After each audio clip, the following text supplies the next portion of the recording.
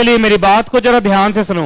JIGL के अंदर अभी जो चैप्टर हमने स्टार्ट किया हुआ है वो कौन सा चैप्टर है? Indian stamp act 1899। एक बार चैप्टर का नाम लीजिए, एक बार और,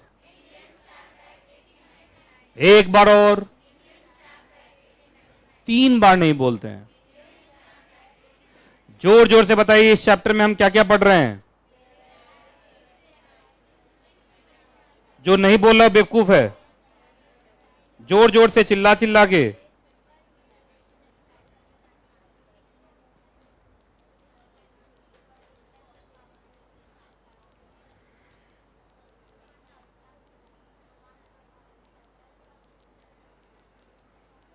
जो नहीं बोल रहा बेवकूफ है।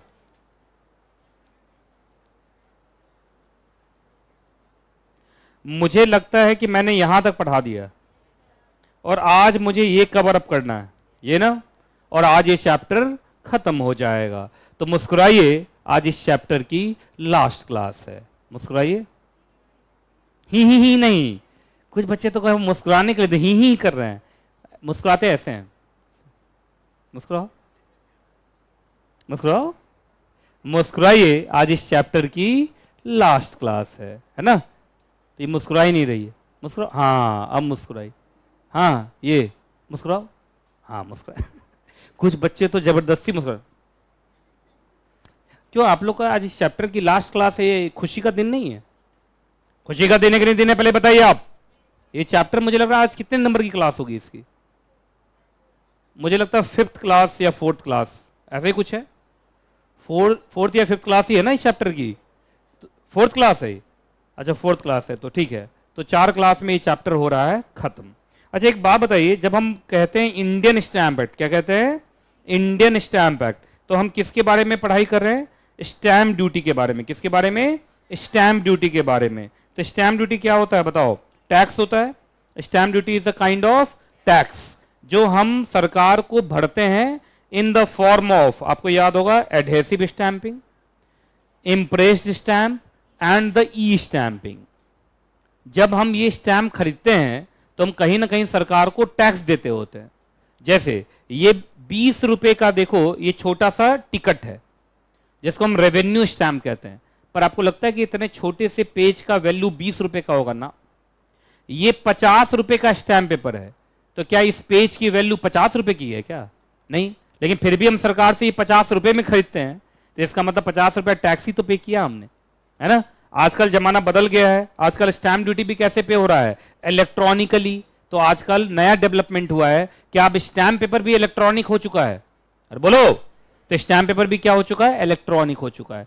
तो याद रखिएगा, हम इस चैप्टर में स्टैंपिंग के बारे में पढ़ रहे हैं। Stamp duty is a kind of tax. Stamp duty is a kind of tax. आप कभी भी इस देश में डॉक्यूमेंट, इंस्ट्रूमेंट एग्जीक्यूट करेंगे, you have to pay the stamp duty.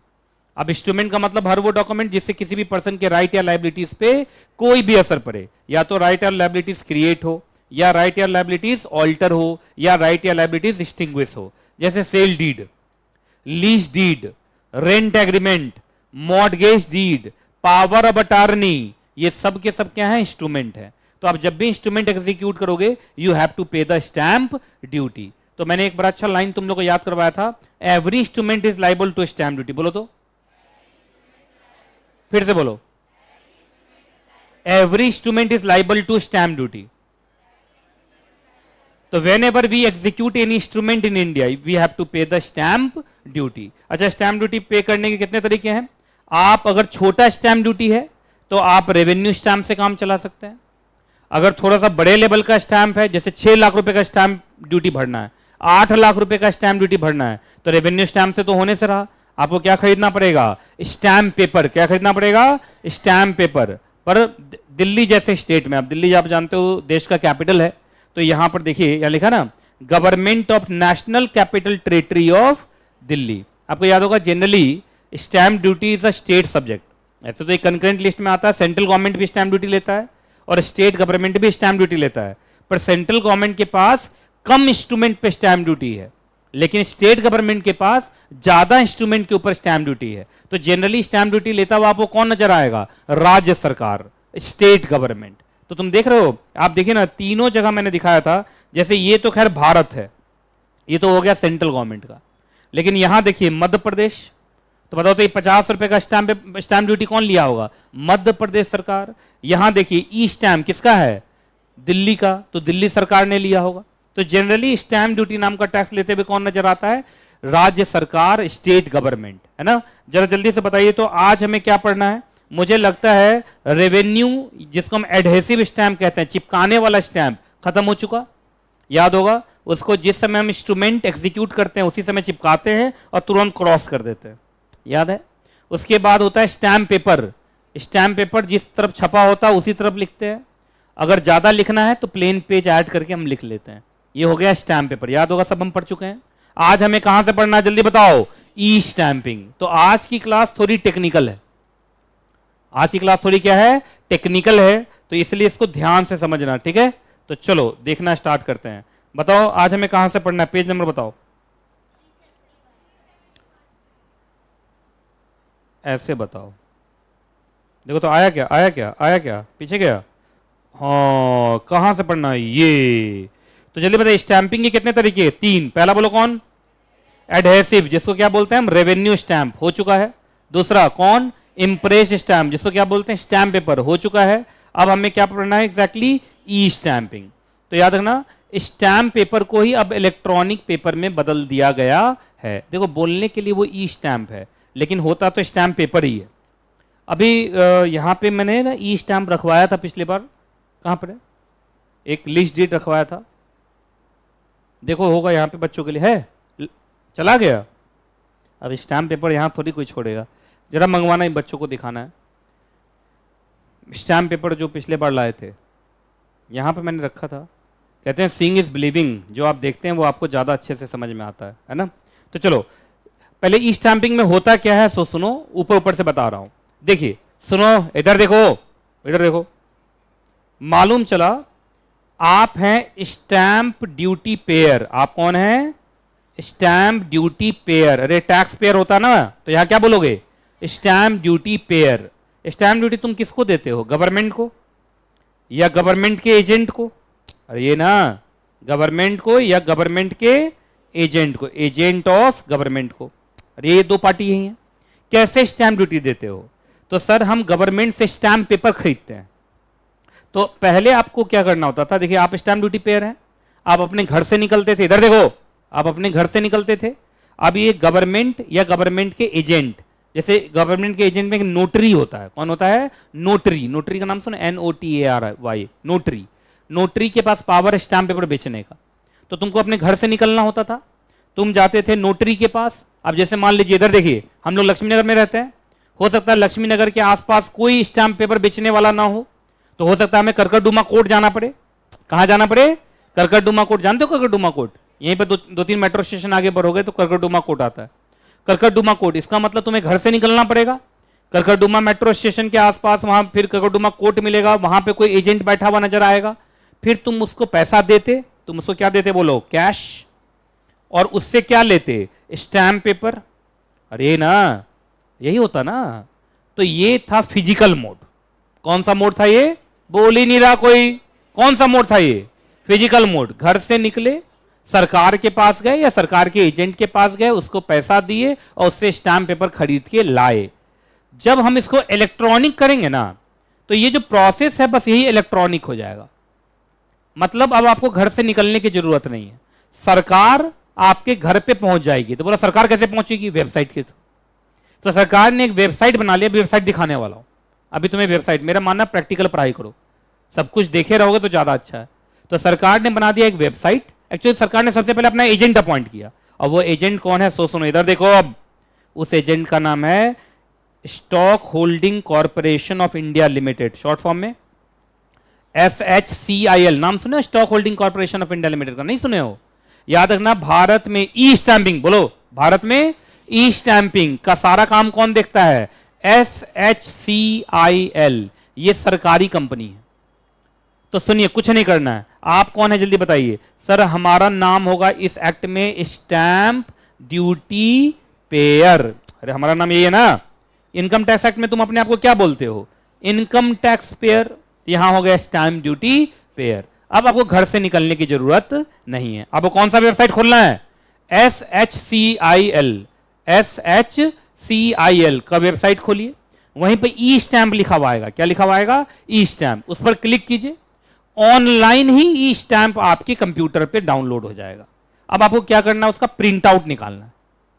मतलब ई स्टैंप का मतलब ये मत समझना कि सब कुछ इलेक्ट्रॉनिक है, बस वो घर से निकल के जो सरकार के पास जाते थे, अब वो तुम्हें जाने की जरूरत नहीं है। वेबसाइट के थ्रू ही आप ऑनलाइन पेमेंट कर दीजिए और ऑनलाइन ही उधर से सर्टिफिकेट आ जाएगा। क्या आ जाएगा?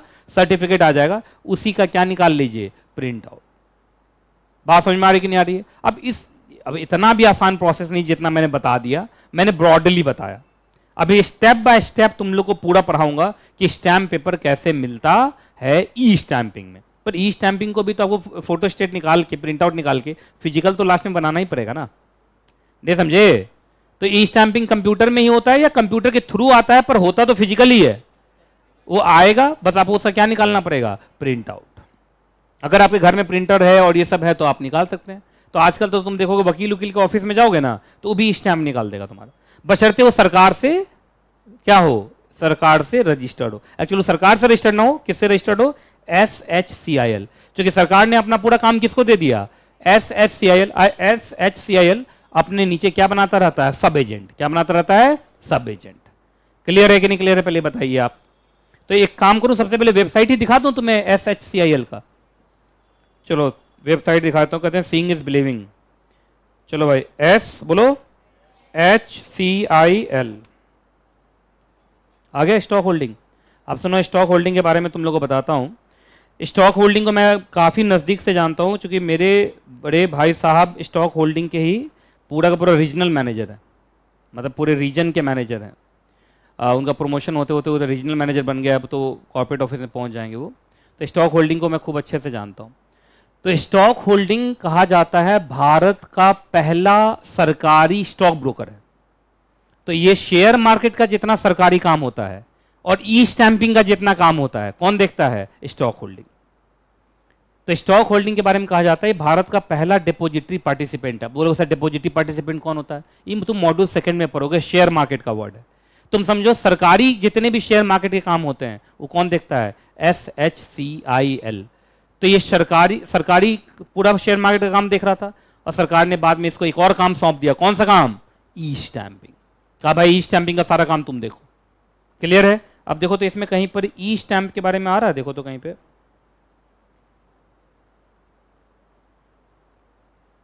नहीं आ रहा? आएगा। आ गया? क्या लिखा हुआ? Product and services. बोलो क्या क्या? Personal investment. आ गया डीमेट। अरे डीमेट एंड ट्रेडिंग, वही स्टॉक ट्रेडिंग। आप इसमें भी डीमेट अकाउंट खुलवा सकते हैं, लेकिन चूंकि सरकारी है तो ठीक ठाक काम बहुत बार नहीं करता है ये। कॉर्पोरेट सर्विसेज देख लो। उसके बाद ई स्टैंप। ई स्टैंप पे जहां क्लिक करूंगा नया वेबसाइट खुल जाएगा। खुल गया? ये कौन सा वेबसाइट है जल्दी बताओ? ई स्टैंपिंग। अरे ई स्टैंपिंग है ना। सबसे पहले क्या आ रहा है? देखो आ रहा है स्टॉक होल्डिंग ई स्टैंपिंग। क्या वर्ड लिखा हुआ है? ट्रांसपेरेंट। पढ़ो, transparent, quick and easy way to pay stamp duty online. तो क्या आप घर से निकलने की जरूरत है क्या? कैश लेके जाने की जरूरत है क्या? कि ऑनलाइन ही वेबसाइट पे पे कर दोगे? ऑनलाइन वेबसाइट पे कर दो, उधर से स्टैंप पेपर आ जाएगा, प्रिंट आउट निकाल लो, काम बन गया। है ना? ये देख लीजिए, सब कुछ इसमें लिखा हुआ है। देखो यहाँ पे ई स्टैंपिंग के बारे में सब कुछ लिखा हुआ है। देखो ये हो गया, ये प्योर उस वेबसाइट पे आ गए। कौन सा वेबसाइट हो गया? ये ई स्टैंपिंग। देख लो कितना घटिया वेबसाइट, सरकारी है ना? बना दिया, ऐसा लग रहा है कि बना दिया तो बहुत बड़ा काम कर दिया, बनाने का मन एकदम नहीं था इसको, है ना? अब यहाँ पर देखिए स्टेट लिस्ट। क्यों है स्टेट लिस्ट है? जल्दी बताओ क्यों स्टेट लिस्ट है? क्योंकि स्टैम्प ड्यूटी ज़्यादातर स्टेट का है, तो स्टेट में देख लो आ गया। कहाँ है? Delhi. NCT of Delhi, national capital territory of Delhi, क्योंकि यूनियन टेरिटरी है। ये सब UT ऑफ लद्दाख, सब लिखा हुआ है, ये सब लिखा हुआ है ना, सारे स्टेट का नाम। चलो अब मेरी बात को ध्यान से सुनो। तो स्टेट का लिस्ट यहाँ पर आ गया। अब देखिए कैसे है, यहाँ लॉगिन है, ऑनलाइन पेमेंट है, वेरीफाई, ये लिखा हुआ है वेरीफाई ई स्टैम्प सर्टिफिकेट। ये देख लो, आपको पहले क्या डालना पड़ेगा? स्टेट का नाम, certificate number, stamp duty, type, issue date, और यहाँ पर आपका आ जाएगा कि स्टैम्प पेपर रियल है कि डुप्लीकेट। क्योंकि आपको मालूम होगा भारत में एक कांड स्टैम्प पेपर का भी हुआ था। तेलगी स्टैम्प घोटाला, सुने हो नाम? नाम ही नहीं मालूम इन लोग को।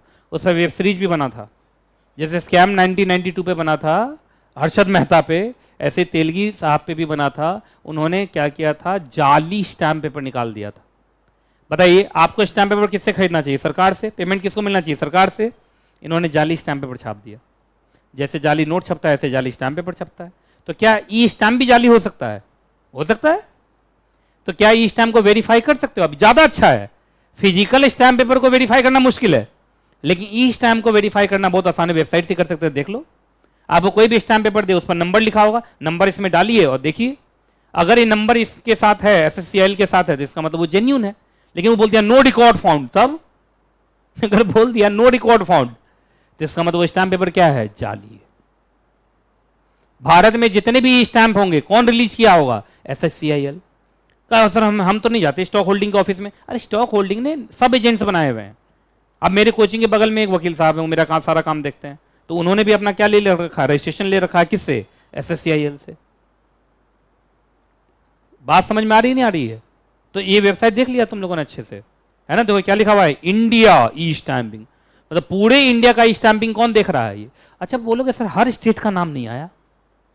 हमने देखा था सर, कुछ बच्चा चेक कर रहा था कि सर बिहार का नाम नहीं आया, और भी कुछ स्टेट्स का नाम नहीं आया। इसका मतलब वहां पे अभी ई स्टैंपिंग लागू नहीं। पहले दिल्ली में हुआ था, फिर धीरे धीरे में शायद यूपी में भी स्टैंपिंग चल रहा है, यूपी में भी स्टैंपिंग चल रहा है। अब बिहार गवर्नमेंट, भाई स्टेट का मुद्दा है तो केंद्र सरकार जबरदस्ती तो कर नहीं सकता उससे। तो जब तक वो खुद इस प्लेटफॉर्म पे नहीं आएगा तो कैसे होगा? बात समझ में आ रही है नहीं आ रही? पहले बताओ। तो जो जो स्टेट में स्टैंपिंग चल रहा होगा सबका नाम आ रहा है। जरा देखो तो कौन कौन से स्टेट का नाम आ रहा है। दमन एंड दीव, जम्मू कश्मीर, राजस्थान, तमिलनाडु, झारखंड, त्रिपुरा, है ना? टेस्ट स्टेट, इसका मतलब कुछ स्टेट ऐसे जो अभी आ ही रहे होंगे, तो किस नाम से आ गए होंगे? टेस्ट, मतलब इस स्टेट का भी काम जारी है। उसके बाद बिहार, बिहार दिख गया। इसका मतलब धीरे धीरे धीरे धीरे लोग ऐड हो रहे हैं, देखो। लेकिन अभी भी मुझे लगता है कि सारे स्टेट का नाम तो नहीं है। अब जो स्टेट नहीं होंगे या जो अभी प्रोसेस में ही होंगे, वो किस नाम से दिख रहे हैं? Test state. समझ में आ गया? अब मैं लाइन बाय लाइन पढ़ाऊंगा तो मुझे लगता है ज्यादा समझ में आएगा तुम्हें। शुरू करें लाइन बाय लाइन पढ़ना, बोलो। चलो सबसे पहले मुझे बताइए कि जो ई स्टैंपिंग है वो क्या होता है एग्जैक्टली। ई स्टैंपिंग के अंदर देखो, पढ़ो तो। अब जो नहीं पढ़ रहा वो बेवकूफ है।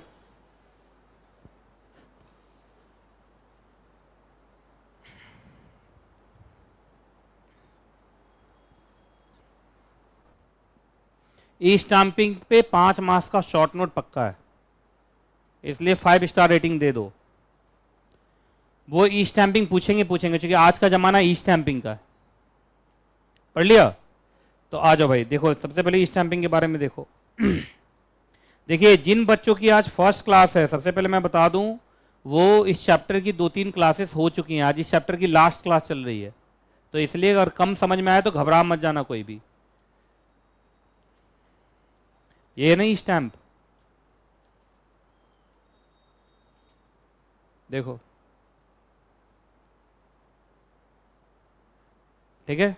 अभी मैं दे दूंगा और कोई देखना चाहे तो, लेकिन ठीक से, ये नहीं कि मेरा फोटो तो फाड़ लेना इसमें से, नहीं करोगे ना पक्का? दे दूं मैं फिर? ये ओरिजिनल वाला, एक फोटो स्टेट वाला है, कौन चाहिए तुम लोग को? हाँ देखो, मुझे तो माल क्वेश्चन ही बेकार था मेरा, क्योंकि हर बच्चा क्या बोलने वाला है, ओरिजिनल ही चाहिए। और सबसे अजीब बात है इसमें फोटो लगा हुआ है। कहा सब फोटो वाला हम लोग को देखने में बड़ा मजा आता है कि नहीं?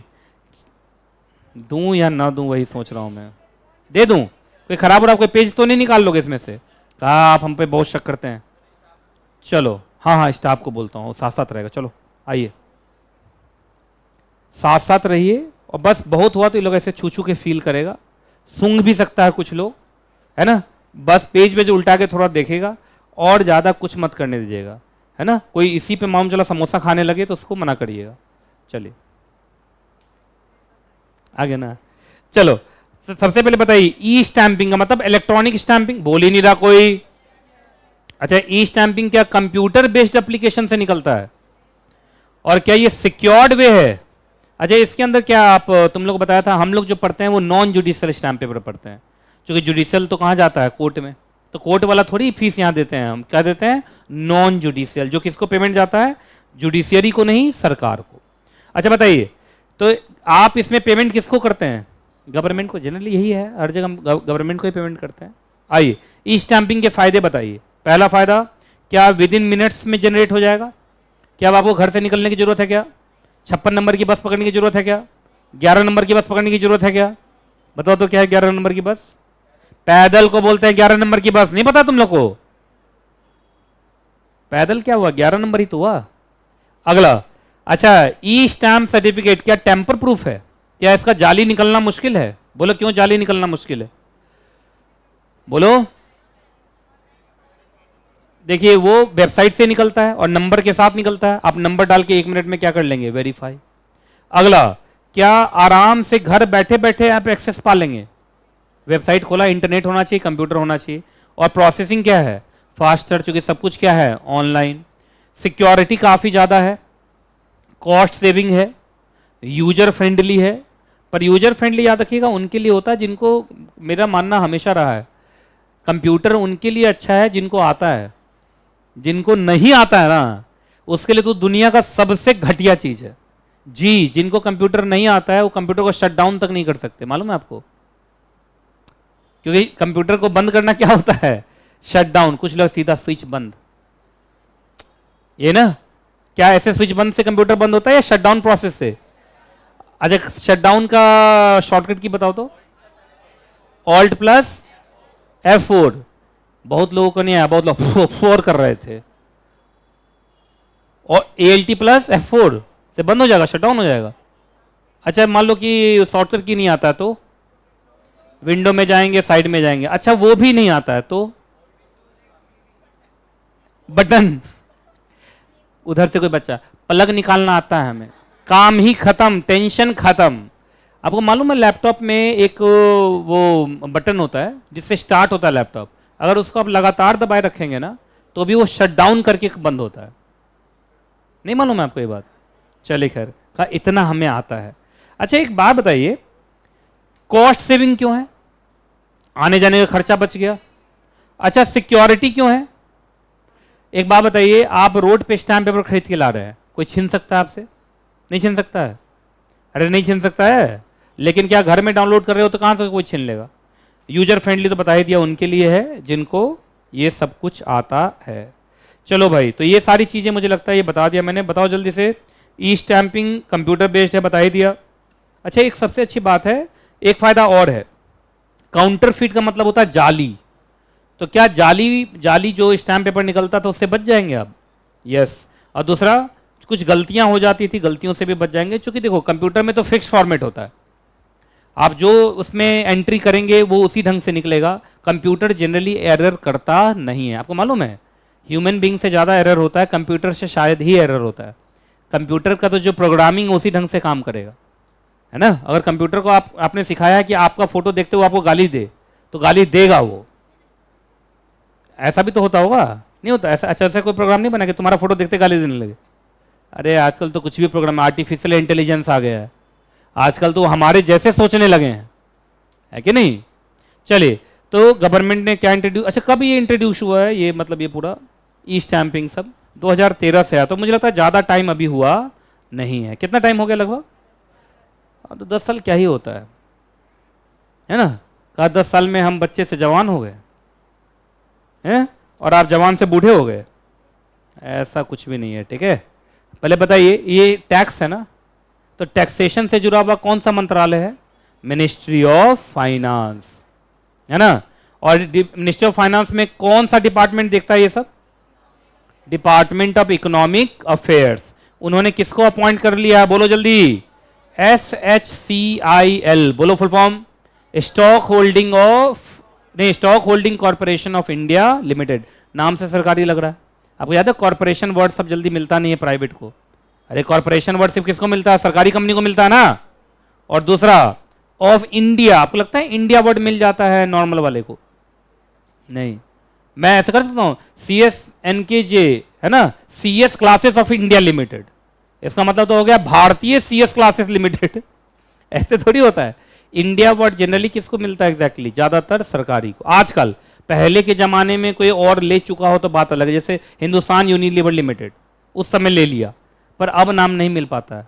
अब ये इंडिया नाम, भारत नाम, अथॉरिटी, कॉरपोरेशन, ये ज़्यादातर सरकारी कंपनी को मिलता है, प्राइवेट सेक्टर को मिलता नहीं है। प्योर सरकारी कंपनी है। अब मैं बताया, मेरे भैया रीजनल मैनेजर हैं, बस आराम से एक सप्ताह में सिर्फ 5 दिन जाते हैं, 2 दिन छुट्टी पे रहते हैं, उस 5 दिन में भी मन नहीं हुआ तो नहीं जाते, आराम से चल रहा है सब कुछ। तो ये प्योर सरकारी है। चलो अब ये देखो, ई स्टैंपिंग के बारे में थोड़ा टफ चीज पढ़ना शुरू करना पड़ेगा। चलिए बताइए हम क्या पढ़ने जा रहे हैं। क्या हम ऑनलाइन वेरिफिकेशन कर सकते हैं? बोल ही नहीं रहा कोई। कर सकते हैं कि पहले दिखा दिया था तुम्हें? पहले भी दिखाया था, बाद में पढ़ा रहा हूं। आइए, तो आप आराम से देख सकते हैं कौन कौन सा डिटेल डालना पड़ेगा आपको।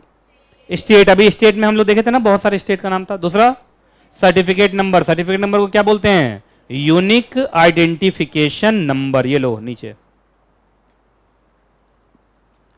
आओ, U I N is a unique system generated number mentioned in e stamp certificate. जिन बच्चों के पास ई स्टैम्प सर्टिफिकेट अभी चल रहा है, किसके हाथ में भी देखो तो उसमें यूआईएन नंबर है, सर्टिफिकेट नंबर।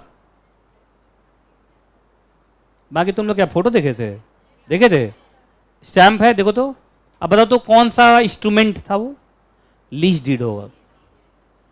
देखो तो उन लोग से पूछता हूं, देखो तो लीज डीड है। लीज डीड अप टू कितना ईयर्स? या सिर्फ लीज डीड है? Up to 3 years. तुम सबको पढ़ाया हुआ था लीज डीड वाला रजिस्ट्रेशन एक्ट में। तुमको याद होगा, 1 साल से ज्यादा का लीज डीड हुआ तो कंपलसरी रजिस्ट्रेबल है, तभी तो पक्की रजिस्ट्री है। वो जो है पक्की रजिस्ट्री है। और जो बच्चा रजिस्ट्रेशन एक्ट पढ़ा हुआ है उसमें रजिस्ट्रार का स्टैंप लगा हुआ लॉग्ड, और उसके पिछले पेज पर देखोगे तो लिखा हुआ बुक नंबर, पेज नंबर सब लिखा हुआ है। और सबसे अजीब बात है कि वो सब बच्ची रजिस्ट्रेशन एक्ट ही नहीं पढ़ी है, तो बोले क्या देखूं? पढ़ी हो रजिस्ट्रेशन एक्ट? हाँ तब ठीक है। रजिस्ट्रेशन एक्ट किन किन बच्चों का छूट गया इस क्लास में? तो छूट गया है तो कभी हो पाएगा? वो होगा ना, तो अगली क्लास में मुझे चाहिए। अब बहुत जल्दी टेस्ट होने वाला, तुम लोग का मालूम है ना। कभी भी मेरा सिर हिला, सरप्राइज टेस्ट होगा। मजा तो उसमें है। नहीं नहीं, ऐसे ही चल रहा है देश। नहीं नहीं, सरप्राइज टेस्ट ना ना ना, एक दिन पहले बता देंगे। एक दिन में तुम लोग जैसे कि रात में पूरा पढ़ लोगे। ये जो मैं बोल रहा हूं टेस्ट होने वाला, यही प्रायर नोटिस है जी, यही प्रायर नोटिस है। मैं बार बार दे रहा हूं, टेस्ट कभी भी हो सकता है। हाँ ये पक्का कल नहीं होगा, हाँ उसके बाद कभी भी हो सकता है। सीधा आऊंगा, गेट लॉक करूंगा चारों तरफ से, ताला मार के चाबी यमुना नदी में फेंकवा दूंगा, और उसके बाद सीधे सारे बच्चे को टेस्ट देना है। उसके बाद दरवाजा तोड़ के बाहर जाएगा। दया, चलिए आइए। अच्छा, सर्टिफिकेट नंबर दिख गया था तुम लोग को? दिख गया था सर्टिफिकेट नंबर? अच्छा, अगला stamp duty type, certificate issue date, जिनके पास भी है देखो ये सब लिखा हुआ उस पर, देखो तो certificate issue date, stamp duty type, certificate number, state का नाम, एकदम शुरू में लिखा हुआ सब। और 6 कैरेक्टर अल्फा न्यूमेरिक स्ट्रिंग, वो भी कहीं पे लिखा हुआ होगा। अल्फा न्यूमेरिक का मतलब कुछ अल्फाबेट्स और कुछ नंबर्स, तो क्या हो जाएगा? Alpha numerical. क्लियर है जी?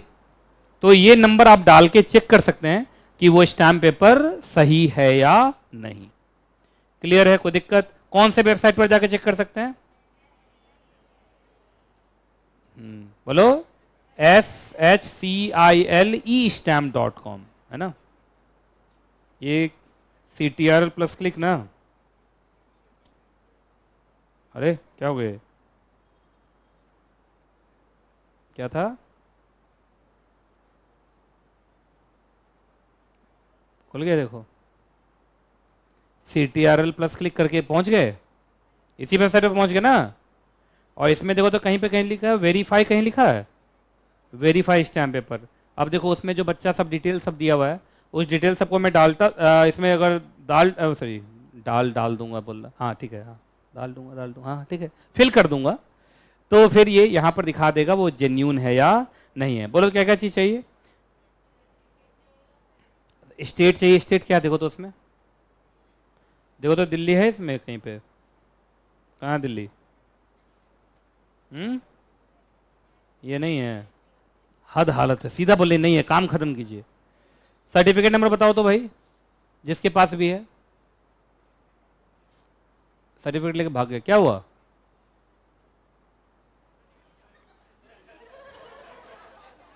फोटो निकाल ही दिया तुम लोगों ने, लेकिन किसने किया पहले ये बताओ?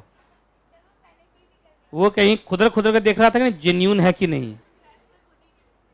फोटो निकल गई। समझ गया, तुम लोग को कुछ भी देने लायक ना नहीं है ना? हाँ, तुम ही लोग हो ना वो जू में अपने परिवार से मिलने जाते हो, हैं? एक बार मैं अपने सारे स्टूडेंट को फेयरवेल में जू ले गया, बहुत पहले की बात है, वो उस समय की बात है जिस समय बच्चे सच में छोटे होते थे। आजकल तो बच्चे पहले ही बड़े हो जाते हैं। तो मैं फेयरवेल में जू ले जाता था, फिल्म दिखाने ले जाता था, मॉल घुमाने। एक समय में ऐसा भी था कि मैं मॉल घुमाने भी ले जाता था और बच्चा खुश होता था। 2012 में और 11 में मैं बच्चे को लेके गया था मॉल, और बच्चा मॉल नहीं देखे हुआ था। आजकल तो किसी मॉल में ले जाता, हाइला इस कोने में तो कल ही था मैं, है ना? का कोना कोना छान मारा है सर हमने, है कि नहीं? तो आजकल का दुनिया अलग हो गया है। पहले का बच्चा सच में बच्चा था। तो मैं लेके गया जू, मेरा सारा, उस समय मेरे पास 150 स्टूडेंट थे, बैच मतलब शुरू ही किया था कोचिंग 2010 में, तो 2011 में लेके गया था। तो 150 स्टूडेंट थे, 150 स्टूडेंट। वहाँ एक चिंपांजी था, समझते हो चिंपांजी? नहीं समझते हो? चिंपांजी, विश्वास नहीं होगा, मेरा बच्चा इतना तंग किया उसको कि वो गुस्सा हो गया और वो अंदर चला गया। कहा, वो ये सोच के अंदर गया होगा कि तुमको लोग देख लें, समझ जाओ मुझे देख ली। मैं जनरली क्या होता है, चिंपांजी परेशान करता लोगों को कि हाँ भाई चिंपांजी आ जाएगा, लोग डर के भाग जाएंगे। वो बेचारा डर के भाग गया। अजीब अजीब आवाज निकाल रहा मेरा स्टूडेंट से, काऊ काऊ ऐसे। अब बताइए, तो तुम लोग को लेके चलूं कभी? पक्का? अब वहां जाते ही वहां बंदर बोलेगा, हाँ आ गया हमारा फूफा जी आए हैं, तुम लोग को देखते हुए, अरे ये तो नानी है हमारी, तब तो दिक्कत हो जाएगा। अच्छा, मॉल वॉल ले चलूं कभी किसी दिन? तो वाटर पार्क तो ले ही जाता हूँ। देखो, जून अटेम्प्ट वाले को वाटर पार्क ले जाता हूँ, दिसंबर वाले को एम्यूजमेंट पार्क ले जाता हूँ। तो तुम लोग का एम्यूजमेंट पार्क होगा, कोई भी है। नहीं, एडवेंचर आइलैंड तो बहुत बार जा चुके, वाओ में या दिल्ली से बाहर भी बहुत बार, मेरठ के आसपास भी चले जाते हैं हम लोग, उस साइड भी चले जाते हैं। थोड़ा दूर जाते हैं, बस में बैठ के पहले जाते थे हम लोग, तो मज़ा आता था। बस में ही सारा बच्चा पैसा निकाल लेता है अपना, चिल्ला चिल्ला के, है ना? तो देखना इस बार क्या होगा। नवंबर में तुम लोग का फेयरवेल होगा, तैयार हो तुम लोग चलने के लिए? तो उससे पहले कोर्स कंप्लीट करना होता है, तो फेयरवेल होता है। आइए, तो कोई नहीं बता रहा ना मुझे सर्टिफिकेट नंबर, तो मत बताओ, कोई बात नहीं, मैं छोड़ देता हूं तब। चलो कोई बात नहीं, लेकिन समझ गए ना, वेरीफाई आराम से हो सकता है। चलो आ जाओ, उसके बाद बताओ, बताइए, क्या आपको हर बार SHCIL के ऑफिस में जाना पड़ेगा, या उन्होंने बहुत सारे ऑथराइज कलेक्शन सेंटर बना दिए? तो आ जाओ। तो याद रखना, it is an agent appointed by SHCIL। तो ऐसे लक्ष्मी नगर में भी बहुत सारे एडवोकेट का ऑफिस है, तो एडवोकेट सब उसका क्या बन गया है? एजेंट। क्या बन गया है? एजेंट। अच्छा, SHCIL उससे क्या लेता होगा? फीस। आइए, तो क्या ये कहीं ना कहीं इंटरमीडियरी है किसके किसके बीच में, बताइए भाई? एक तो CRA और स्टैम्प ड्यूटी पेयर। CRA कौन है? अरे CRA SHCIL खुद है ना? ये देखो,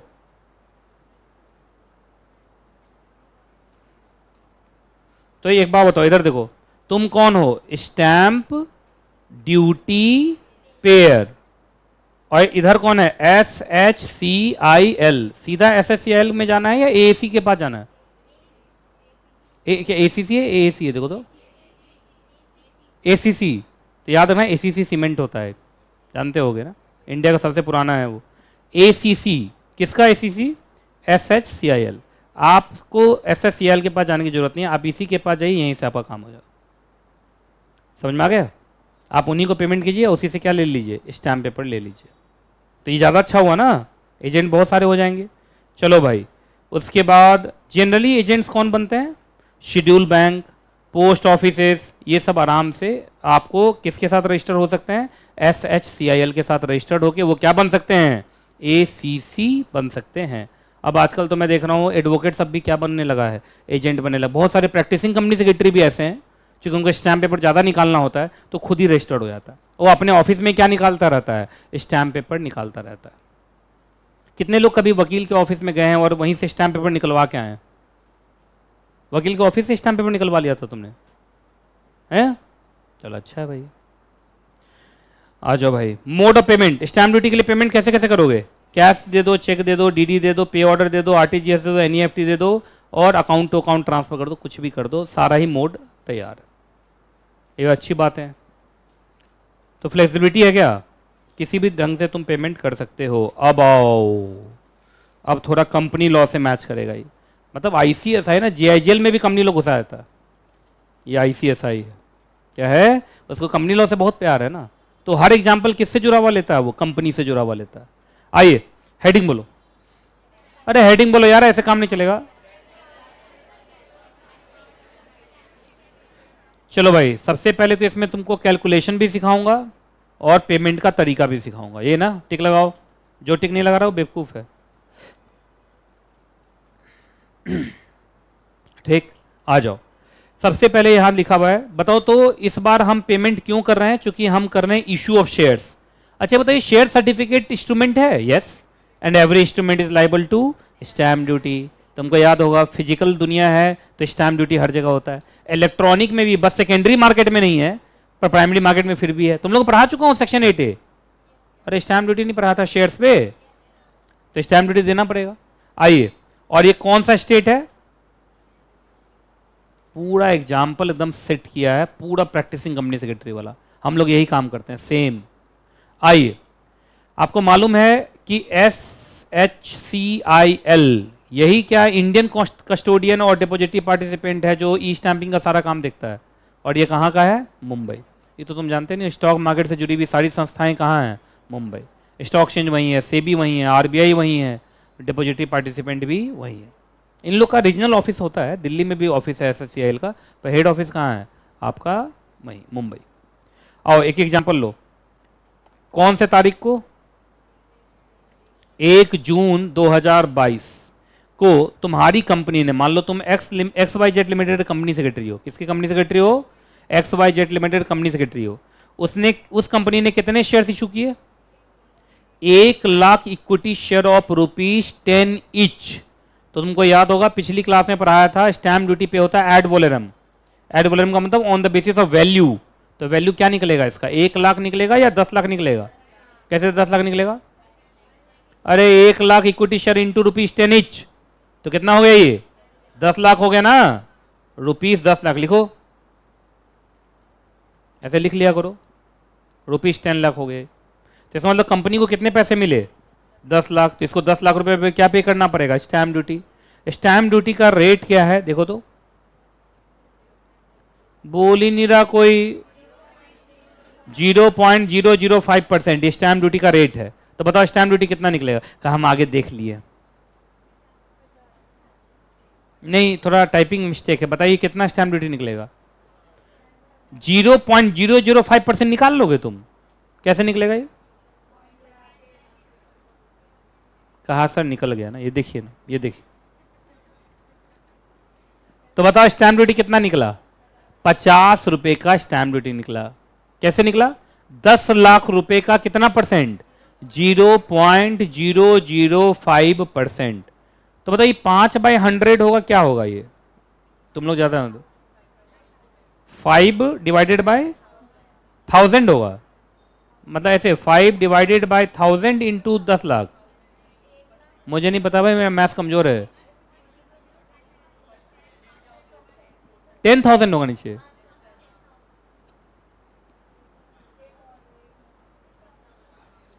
ठीक है, एक और आएगा, मतलब 1 लाख आएगा, तभी 50 निकलेगा। देख रहे हो, आंसर को देख के फॉर्मूला तय हो रहा है। ये क्या बोल रही है कि अगर आप यहां पे 10 लाख लिखेंगे तभी 50 निकलेगा। अच्छा हाँ, 1 लाख से 1 लाख कैंसिल हो जाएगा, है तो ये हो जाएगा, वो हो जाएगा, ठीक है, 50 रुपये निकल गया। मेरा मैथ बहुत कमजोर है भाई, तुम लोग जानो। अच्छा ये मुझे ही नहीं आ रहा था कि बहुतों को नहीं आ रहा था, ये आता है सबको, सच से बता दो, कोई दिक्कत नहीं, मैं भी ऐसा ही हूं, कैलकुलेटर में निकल जाएगा ये आराम से। अच्छा पता नहीं। अच्छा कैलकुलेशन खत्म, अरे कैलकुलेशन सिखाना अभी तक हमने, ये क्या सीखा जल्दी बताओ कैलकुलेशन। तो कैलकुलेशन बताइए कैसे निकलता है, सर ऐड वोलेरम, पहले हमें वैल्यू निकालना पड़ेगा, वैल्यू निकालने के लिए शेयर्स इनटू इशू प्राइस, तो इशू प्राइस वाज ₹10। शेयर्स कितने थे? 1,00,000। 1,00,000 इंटू 10, 10,00,000। 10,00,000 का कितना परसेंट? 0.005%। कितना निकलेगा? 50 रुपया। पेमेंट कैसे करोगे? याद रखना, सुनो बता रहा हूं, ये तुम्हारे एग्जाम में आ सकता है और ICSI यही पूछेगा, क्योंकि एग्जाम्पल वो यही दिया है। क्या इसने सेल डीड पे स्टैम्प ड्यूटी निकालने को बोला? ना, इन्होंने किस पर बोला? शेयर्स। और कंपनी लॉ में तो शेयर का काम होता है और कंपनी सेक्रेटरी का काम है ये। ये एग्जाम में आएगा। 5 स्टार रेटिंग दे दो। तो ये हो गया कैलकुलेशन। अब यहां से हम क्या पढ़ेंगे? पेमेंट। तो आंसर में तुम्हारा दोनों स्टेप होगा, calculation as well as payment. Payment करने के लिए कैसे? क्या हो गया? हो गया, ठीक, ले जाइए। चलो भाई, हाउ टू पे। तो आओ, सबसे पहले आपको कौन से वेबसाइट पर जाना है? HSCIL के ऑफिशियल वेबसाइट पर जा सकते हैं या सीधा ई स्टैम्प पे भी जा सकते हैं। जनरली आपको किस पर क्लिक करना पड़ेगा? अरे भी सब दिखा दिया था तुम लोग को भाई। तो जब स्टैंपिंग पे चले जाओगे तो क्या एक सेपरेट वेबसाइट खुल जाएगा? कौन वाला वेबसाइट? कहा सर याद आ गया, घटिया वाला। कौन वाला? घटिया वाला, जो छोटा वाला था वो। अरे वही खुल जाएगा ना, छोटा वाला जो था, है ना, ये ना। आगे यहां तक आ गए थे हम लोग। चलो बताओ, इसके बाद क्या करना है? इसके बाद क्या करना है? Click on stamp duty payment. और उसमें किस में जाओगे? वो पूछेगा ना कि स्टैम्प ड्यूटी पेमेंट क्यों कर रहे हो। तो हमने नई दिल्ली में क्या इशू किया है? शेयर्स। जहां उस पर आप क्लिक करेंगे एक नया पेज फिर से खुल जाएगा। क्या नया पेज ऐसे खुलेगा? ये देखो तो, नया पेज ऐसे खुल जाएगा। क्या लिखा हुआ है? Online stamp duty payment on issuance of shares. ऐसे खुल जाएगा। ठीक है, अब आइए आगे। ठीक है, उसके बाद आपको पहले अपने आप को क्या करना पड़ेगा? रजिस्टर। अब तुम समझ रहे हो कि मैं क्यों नहीं वेबसाइट पे खोल के दिखा रहा हूँ, क्योंकि मुझे रजिस्टर होना पड़ेगा। अब रजिस्टर होने में OTP आएगा, ये आएगा, वो आएगा, 50 झंझट है। अगर रजिस्टर पहले से मैं हुआ रहता तो मैं तुरंत दिखा देता। चलिए, उसके बाद रजिस्टर कैसे करेंगे? यही साइन इन वाला जो होता है, यूजर ID, पासवर्ड, यही सब। इससे क्या हो जाएगा आपका? वो। उसके बाद आपको क्या करना है? साइन इन करना है। जानते हो ना, पहले रजिस्टर होते हैं, बाद में साइन इन होता है। पहले रजिस्टर होते समय OTP आके तुम अपना पासवर्ड बना लोगे, अब पासवर्ड के थ्रू तुम क्या कर जाओगे? Sign in. साइन इन करने के बाद फिर ये ऊपर का जो पेज दिखा रहा है, ये दिखाई देगा आपको। कौन सा दिखाई देगा? देखो तो, अब पेज शैल बी डिस्प्ले। देखो लिखा हुआ ना, क्या लिखा हुआ है? Online stamp duty on issuance of share certificate. सब लिखा हुआ है यहाँ पे, कैसे कैसे क्या होना है, ये सब लिखा हुआ है। उसके बाद आपको क्या करना है? किस पर क्लिक करना है? बताओ जल्दी से। ये यहाँ पे देखो, शेयर डिटेल एंट्री फॉर्म। ये देखो, share detail entry form, box बनाते चलो, इस पर क्लिक करना है। क्लिक करने के बाद अब आपको फॉर्म को फिल करना है और अटैचमेंट करना है। क्या करना है? जो जो चीज़ मांगेगा उसको अटैच करना है। इसमें हो सकता है ऐसे वो सर्टिफिकेट मांगे कंपनी सेक्रेटरी का, कि भाई आपने अगर शेयर इशू किया तो कंपनी सेक्रेटरी का एक सर्टिफिकेट चाहिए, तो वो सब आपको अटैच करना पड़ेगा। जब सारा फॉर्म फाइल हो जाएगा, अब आपको कौन सा बटन क्लिक करना है? Submit button. और आपका फॉर्म हो गया सबमिट। तो कुछ लोगों को लगेगा काम हो गया ना, ये शेयर्स वाला बड़ा झंझट वाला काम। क्योंकि देखो, ये नॉर्मल स्टैम्प ड्यूटी नहीं, स्टैम्प पेपर नहीं खरीद रहे हैं हम, यहाँ सरकार को सीधा पे कर रहे हैं हम स्टैम्प ड्यूटी, है ना। तो यहाँ का प्रोसेस थोड़ा सा अलग है। तो क्या यही प्रोसेस हर जगह चलता है या ये शेयर्स वाले के लिए है? ये शेयर्स वालों के लिए इतना लंबा चौड़ा प्रोसीजर है। बात समझ में आ गया ना। अब आइए क्या क्या है, देखो नोट्स में भरा हुआ है, याद रखना। आपसे अब आपका फॉर्म अभी बस सबमिट हुआ है, सबमिट के बाद 11 नंबर था ना, तो देखा जाए तो तुम्हारे लिए ये नंबर कौन होना चाहिए था? 12, अगर लगातार चलाओगे तो। याद रखना, तुमसे पेमेंट तब तक नहीं मांगा जाएगा जब तक कि फॉर्म क्या ना हो जाए? अप्रूव्ड। अब सबसे बुरा काम क्या मालूम है? SDM office. सबसे झंझट का काम है। मतलब यहां फॉर्म कौन अप्रूव करेगा? SDM office. समझते हो? SDM office, sub divisional magistrate, मतलब DM ऑफिस। आप समझ जाइए कि आपको कहां जाना पड़ेगा? DM office.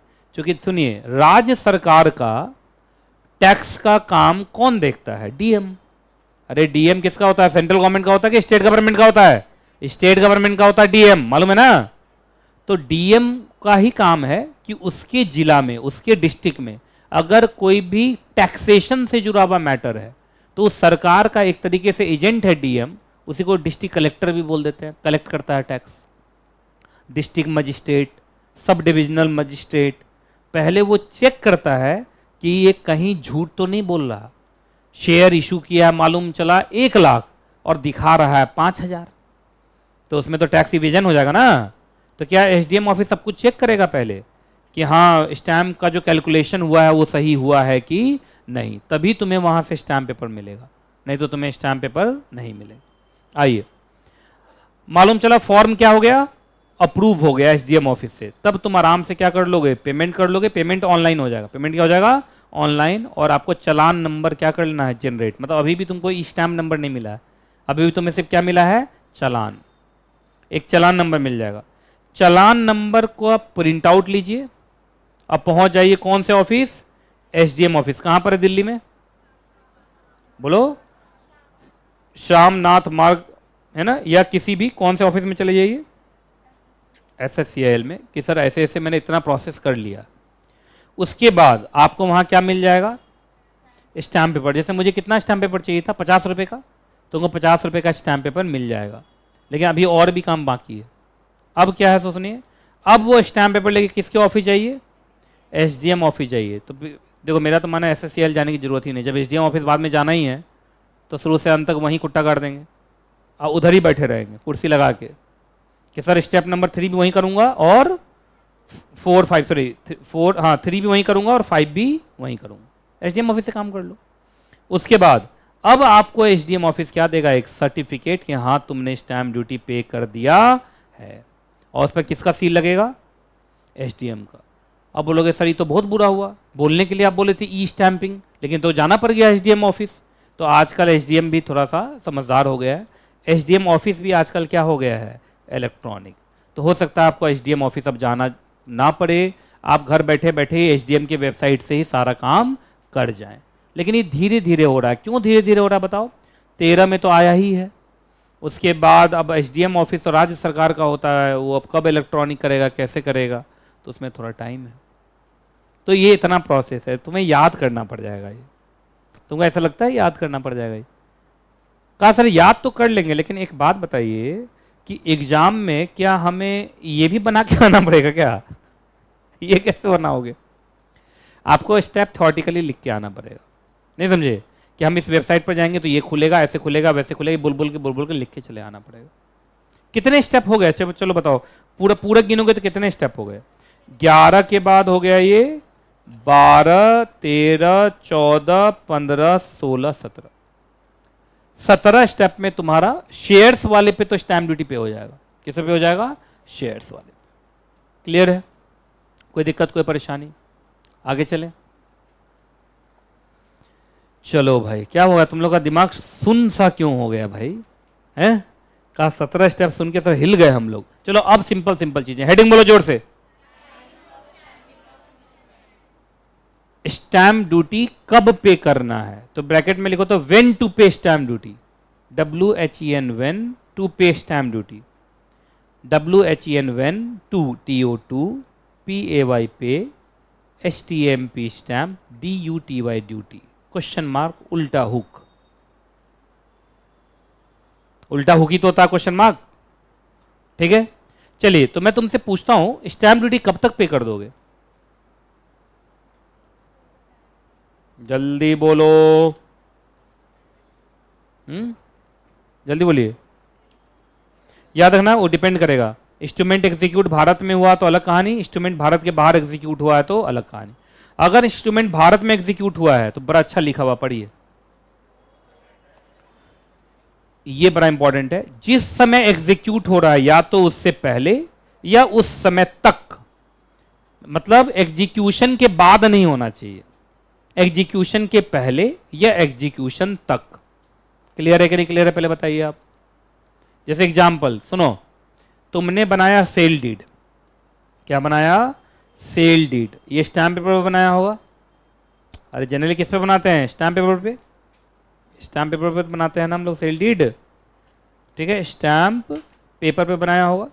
अच्छा, सेल डीड में दोनों पार्टी साइन किया, साइन का डेट आ रहा है 14 फरवरी 2023 और स्टैम्प पेपर खरीदा गया 18 फरवरी को। 2023, ये ठीक है कि नहीं? क्यों? सेल डीड एग्जीक्यूट हुआ 14 फरवरी को और स्टैम्प पेपर खरीदा गया 18 फरवरी को। ये तो अजीब बात हुआ भाई। अगर आपने सेल डीड एग्जीक्यूट किया 14 फरवरी को तो इसका मतलब एग्जीक्यूशन के वक्त आपने स्टैम्प ड्यूटी पे नहीं किया था। ये तो गलत हो गया ना, और ऐसे भी प्रैक्टिकली भी मुश्किल हो जाएगा। आप सेल डीड स्टैम्प पेपर पर लिखेंगे तो पहले स्टैम्प पेपर खरीदेंगे तभी तो लिखेंगे, तो पॉसिबल कहाँ है? तो इस बात का ध्यान रखिएगा आप, है कि नहीं? तो जब भी डीड, अगर तुम्हारा 14 फरवरी 2023 को एग्जीक्यूशन का डेट है, एग्जीक्यूशन का मतलब साइनिंग, तो स्टैम्प पेपर उस दिन या उससे पहले का ही होना चाहिए। इसलिए तुमने सुना होगा बहुत बार लोग बैक डेटेड स्टैम्प पेपर रखने की कोशिश करते हैं, या बैक डेटेड स्टैम्प पेपर लोग खरीदते हैं महंगे दाम पे। महंगे दाम पे कैसे? सुनो, जैसे आज का क्या डेट है बताओ? 7 जुलाई। 7 जुलाई को हम दोनों एग्रीमेंट कर रहे हैं, लेकिन हम चाहते हैं ये एग्रीमेंट जनवरी से लागू हो जाए। तो जनवरी से लागू हो जाए तो हम दोनों जो सेल डीड साइन करेंगे डेट जनवरी का लिखेंगे, पर तुम कर नहीं पाओगे क्योंकि तुमको आज जो स्टैम्प पेपर मिलेगा उस पर आज का डेट मार देगा वो। नहीं समझे आप? तो वो क्या बोलेगा कि क्या बात है भाई, तुम 1 जनवरी से दिखा रहे हो डीड, साइन में लिख रहे हो 1 जनवरी को, और तुम्हारा स्टैम्प पेपर कब का है? 7 जुलाई का है। तो इसका मतलब झूठा है ये जब भी स्टैम्प पेपर देते हैं ना उस पर डेट मार देते हैं। क्या मार देते हैं? डेट। सुनो, वो तो स्टैम्प पेपर पर डेट मार देते हैं, हाथ से स्टैम्प लगा देते हैं डेट का। इलेक्ट्रॉनिक में तो टाइम तक आ जाता है कि 7 जुलाई 2:03 पे निकला।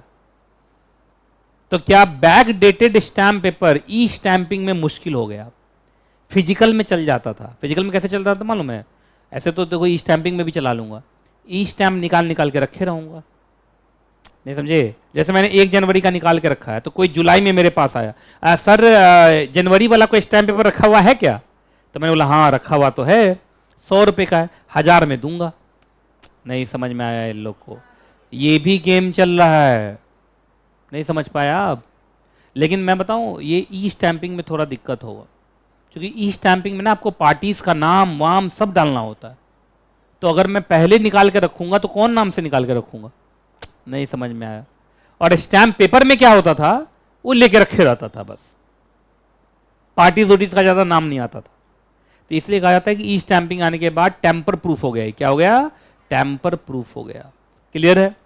चलिए आइए। अच्छा, लेकिन इंस्ट्रूमेंट एग्जीक्यूटेड आउटसाइड इंडिया है, तो अब आउटसाइड इंडिया है तो भाई कैसे स्टैम्प ड्यूटी पे करोगे? इंडिया आएगा तभी ना। तो सुनिए, अगर वो बिल ऑफ एक्सचेंज या प्रोमिसरी नोट है जो एग्जीक्यूटेड आउटसाइड इंडिया है पर जिसका पेमेंट कहां होना है? भारत में, तो याद रखिएगा जिस दिन उसका भारत में पेमेंट होना है, या वो बिल डिस्काउंटिंग के लिए जाएगा या एंडोर्समेंट के लिए जाएगा, उससे पहले अब देखो भाई, bill of exchange promissory note Bharat के बाहर एग्जीक्यूट हुआ है तो भारत में कुछ तो होना होगा उसका, या तो भारत में उसका पेमेंट होना होगा, या भारत में उसका डिस्काउंटिंग होना होगा, या भारत में उसका क्या होना होगा? एंडोर्समेंट। तो जब भी आप भारत में उसको यूज करेंगे उससे पहले आपको स्टैम्प ड्यूटी दे देना होगा। लेकिन अदर इंस्ट्रूमेंट है, तो जैसे सेल डीड है, वहां पर एग्जीक्यूट हुआ था पर भारत में अब आ रहा है, तो जब भारत में आया उससे 3 महीने के अंदर, जब भारत में वो आया है उससे कितने महीने के अंदर? 3 महीने के अंदर। तो चलो बोलते जाओ। अगर वो एग्जीक्यूटेड इन इंडिया है तो ज्यादा सोचना नहीं है, एग्जीक्यूशन से पहले या एग्जीक्यूशन तक। लेकिन अगर वो भारत के बाहर एग्जीक्यूट हुआ है तो देखना पड़ेगा। अगर वो bill of exchange promissory note है, पर बिल ऑफ एक्सचेंज में एक को छोड़ के, याद है ना, चेक को छोड़ के, bill of exchange promissory note है, तो जब भी वो भारत में यूज होगा उसके 3 ही यूज होते हैं, या तो बिल डिस्काउंटिंग होता है, या पेमेंट होता है, या एंडोर्समेंट होता है। जब भी यूज करेंगे उससे पहले स्टैम्प ड्यूटी दे दीजिए। और अदर इंस्ट्रूमेंट है तो जिस दिन भारत में उसकी एंट्री हुई है उससे 3 महीने के अंदर आप उसको स्टैम्प ड्यूटी पे कर दीजिए। ऐसा ही कुछ हमने रजिस्ट्रेशन एक्ट में भी देखा था, वहां 4 महीने था शायद, यहां 3 महीने। कोई दिक्कत, कोई परेशानी, कोई दुख? समझ में आ गया? आगे बढ़े। चलो, सबसे इंपॉर्टेंट, कुछ बच्चे ऐसे जो होते हैं जो हर चीज में बोलते हैं नहीं किया तो, वही आ गया, पढ़ो तो।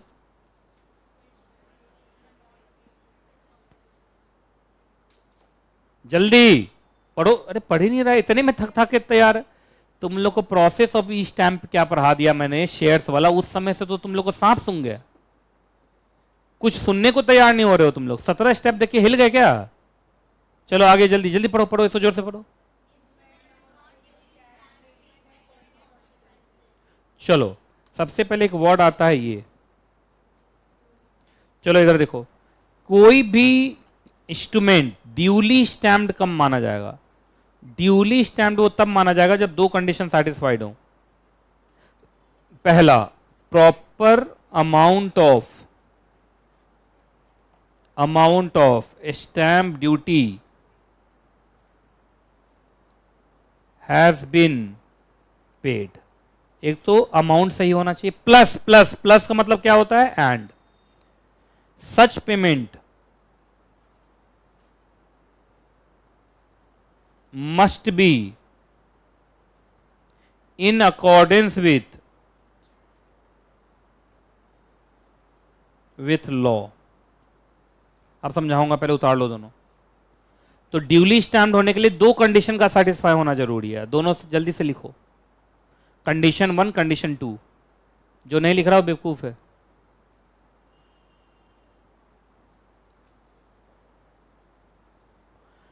ड्यूली स्टैम्प्ड होने के लिए दो कंडीशन का सेटिस्फाई होना जरूरी है।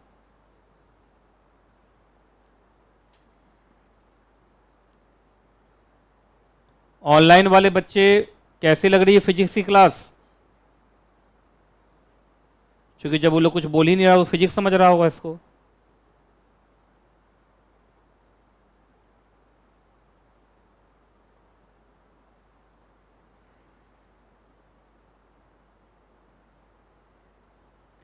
Proper amount of stamp duty has been paid and such payment must be in accordance with law।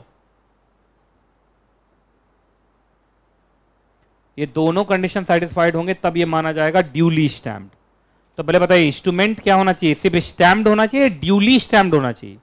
Duly stamped होना चाहिए। ड्यूली का मतलब दोनों कंडीशन सेटिस्फाई होने चाहिए। अब समझाता हूं इसका मतलब, पहले उतार लो। मुझे लग रहा है एक दो एसी बंद कर दो, ये बच्चा सब काफी कंफर्ट जोन में चला गया। कोई एक एसी बंद करो, मुझे लगता है यहां वाला बंद करो। ये एकदम कंफर्ट जोन में है, एकदम इस लोग की सांसें जोर जोर से चल रही हैं। ऐसे ऐसे कर रहा है सब, बस नींद आने आने पे है, आंखें भारी हो रही हैं, सब अजय देवगन बन गया है। हाँ अब देखो, जब पसीना आएगा ना तब मजा आएगा। पहले तुम लोग थोड़ा एक्टिव हो जाओ तो भाई, थोड़ा एक्सरसाइज करो तो। सीधा उठो, सीधा उठो जल्दी, ऐसे ऐसे करो, करो ऐसे ऐसे। हाँ वो देखो अंगड़ाई ले रहा है, करो ऐसे। एक बच्चा तो हिला तक नहीं। चलो हिलो, पहले अपने पूरे भारी भरकम शरीर को हिलाओ। हिला लिया? हाँ, तुम हड्डी तोड़ लिए? हाँ। कोई बच्चा कट कर कट कर कट, मैं तो बहुत बार कट कर लेता हूँ। ऐसे करता हूँ तो यहाँ से कट कर कट, ऐसे करता हूँ तो कट कर कट। एक बार तो मैं यहाँ का ऐसे करता था तो भी कट, है ना, होता है। मैं तो ऐसे ऐसे करता हूँ तो भी कट कर लेते हो तुम लोग। मैं बहुत ज़्यादा कर लेता हूँ, ये करने की बहुत आदत है। इसको क्या बोलते हैं? बुढ़ापा है। अच्छा ये सब करता है, ये ऐसे ऐसे करके ऐसे ऐसे आवाज आती रहती है ना, ऐसे ऐसे। कुछ लोग तो अपने एक ही हाथ से कर लेते हैं, ऐसे ऐसे करते तो कर लेते, फिर ऐसे। ऐसा लग रहा है कि बॉडी ना हो गया हो, है ना, तिनकों से बना हुआ, फेविकॉल ठीक से काम ही नहीं कर रहा है। चलो हो गया, एकदम सब एक्टिव हो गया। बोलो तो बताओ, ड्यूली स्टैम्प्ड होने के लिए कितने कंडीशन होने चाहिए? दो। पहला, प्रॉपर अमाउंट पे हो, मतलब अमाउंट कम होना नहीं चाहिए। अपने वाले एग्जाम्पल में कितना अमाउंट निकला था? 50 रुपया। तो अगर 50 निकला है तो 50 पे होना चाहिए। अच्छा सुनो इधर देखो, जो नहीं सुन रहा है उसको बाद में दिक्कत आएगी भाई, क्योंकि एग्जाम में इतना इजी क्वेश्चन थोड़ी आएगा व्हाट इज ड्यूली स्टैम्प्ड, उससे 10 कदम आगे आएगा। तो सुनिए, अच्छा 50 रुपया पे हो इसी से काम चल जाएगा, या 50 रुपया पे हो एज पर द प्रोसीजर? जैसे तुमने 50 रुपया पे किया पर 3 महीने के बाद किया, वो एग्जीक्यूटिव आउटसाइड इंडिया वाले में, तो गलत हो गया। 50 रुपया पे तो किया पर 3 महीने के बाद किया, तो भी तो इलीगल हो गया। अच्छा 50 रुपया पे किया एग्जीक्यूशन के बाद किया, तो भी तो गलत हो गया, है कि नहीं? तो याद रखिएगा दोनों होना चाहिए। क्या क्या होना चाहिए बोलो पहले? अमाउंट भी पूरा होना चाहिए, तरीका भी सही होना चाहिए। बोलो अब हिंदी में बोलो, मैंने क्या बोला? अमाउंट भी पूरा होना चाहिए और तरीका भी सही होना चाहिए। फिर से बोलो जी। अगर ये दोनों कंडीशन सेटिस्फाइड होंगे, in that case that instrument is duly stamped. Clear है जी? अब क्वेश्चन ये है कि अगर ड्यूली स्टैम्प्ड नहीं रहा तो क्या होगा? वर्ड क्या है बताओ? Not duly stamped. क्या मैं इसको अनड्यूली स्टैम्प्ड बोल दूं? ऐसे ज्यादा अच्छे रहेगा। अगर अनड्यूली स्टैम्प्ड रह गया तो क्या होगा ये बताओ? तो आप जो बताइएगा वो होगा। याद रखना, उसका सबसे बड़ा कॉन्सिक्वेंस क्या है? सो सुनिए आप, सबसे बड़ा कॉन्सिक्वेंस ये है, इसको ऐसे कांटों भरा ताज पहनाओ।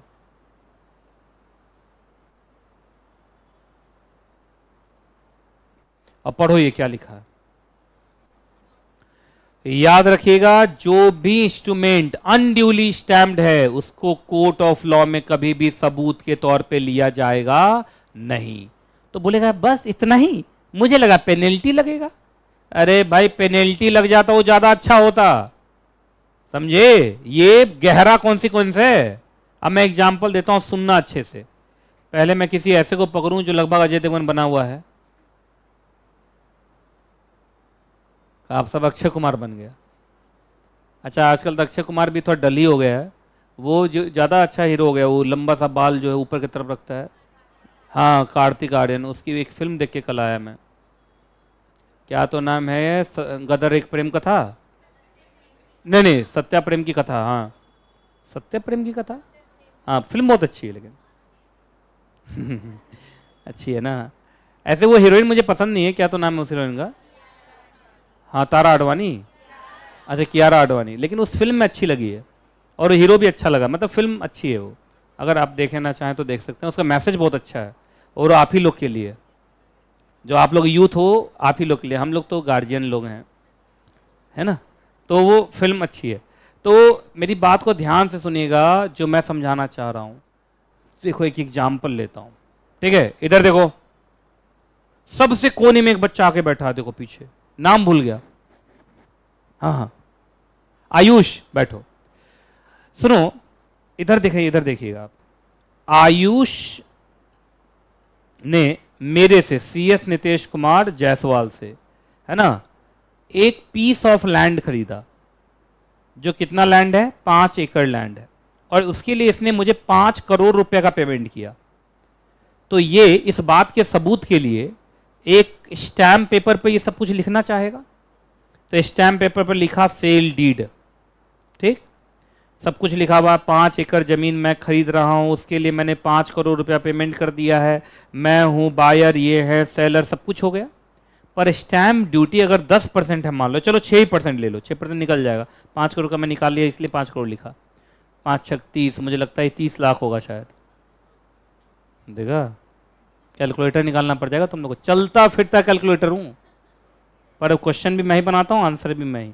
आइए, कितना बनना चाहिए था इसका? 6% कितना बनना चाहिए था स्टैम्प ड्यूटी? 30 लाख। लेकिन इसने इस सेल डीड पे बस 5 लाख रुपए के स्टैम्प पेपर पर बना दिया। बात समझ में आ गया? इसको लगा मैं कितना पैसा बचा लूंगा? 25 लाख। अरे ना, आपको मालूम है 25 लाख के चक्कर में इसका 5 करोड़ गया। कैसे गया? सोच सुनिए। मुझे पता चल गया, मुझे क्या पता चल गया कि अच्छा ऐसा ऐसा किया है ये। अब मुझे मालूम है कि ये इंस्ट्रूमेंट अनड्यूली स्टैम्प्ड है। क्यों अनड्यूली है? Proper amount of duty has not been paid. Proper amount was कितना? 30 लाख। पेमेंट कितना किया? 5। तो ये अंडर पेमेंट है। अरे समझ ही नहीं रहा कोई। अरे ये अंडर पेमेंट है ना, तो ये अनड्यूली स्टैम्प्ड है, और अनड्यूली स्टैम्प्ड को कोर्ट ऑफ लॉ में आप सबूत के तौर पे रख नहीं सकते। अब मैं क्या करूंगा सोचना। 5 करोड़ ले लिया, जमीन पे भी कब्जा वापस ले लिया, गया इसको पीटा, बाहर निकाला, घसीटा इसको, और जमीन पे वापस कब्जा ले लिया। मेरे गुंडे उंडे हैं, ये सब गुंडे उंडे को पाल रखा है मैंने। ये गुंडों को भेजा कि शाम में तुम लोग को क्वार्टर मिल जाएगा। बस क्वार्टर, देखो क्वार्टर गिर गया है ना। अब भाई, ये सारा बच्चा उसको उसके घर से भी निकाल के फेंक दिया, इतना परेशान। अब सुनो, उसके पास, बेचारे के पास, कि 5 करोड़ का पेमेंट किया, उसका सबूत ये सेल डीड था। तो ये सेल डीड लेके पहुंचा कोर्ट के पास। कोर्ट ने देखा, अच्छा सेल डीड, कितना जमीन खरीदे हो? तो सर 5 एकड़ जमीन खरीदे। कितने में खरीदे हो? तो सर 5 करोड़ में खरीदे हैं। स्टैम्प ड्यूटी क्या निकल रहा है? 30 लाख। तुमने कितना दिया? 5 लाख। तो भाई ये तो कोरा कागज होगा, उठा फेंक दिया। कोर्ट ऑफ लॉ कहा कि इसको हम इंस्ट्रूमेंट मानते ही नहीं है। आज वो 25 लाख का स्टैम्प ड्यूटी बचाने के चक्कर में 5 करोड़ से हाथ धो बैठा ना। 5 करोड़ 5 लाख। आयुष, ऐसा गलती तो नहीं करोगे, इसलिए हमेशा हमें क्या पे करना चाहिए? Proper stamp duty. हमें अपने इंस्ट्रूमेंट को क्या बनाना चाहिए? Duly stamped.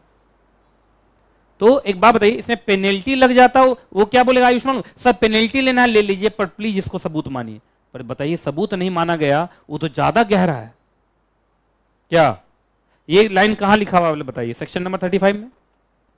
इधर देखो, सेक्शन नंबर 35 सीधा यहीं से नेगेटिव हुआ हुआ है। कैसे नेगेटिव हुआ हुआ है? नो। याद रखना, अगर आपका इंस्ट्रूमेंट अनड्यूली स्टैम्प्ड है तो उसके 4 कॉन्सिक्वेंसेस हैं। बोलते जाओ, पहला बोलो, किसी को भी उठा के पूछ लूंगा। पहला, उसको कभी भी क्या नहीं माना जाएगा?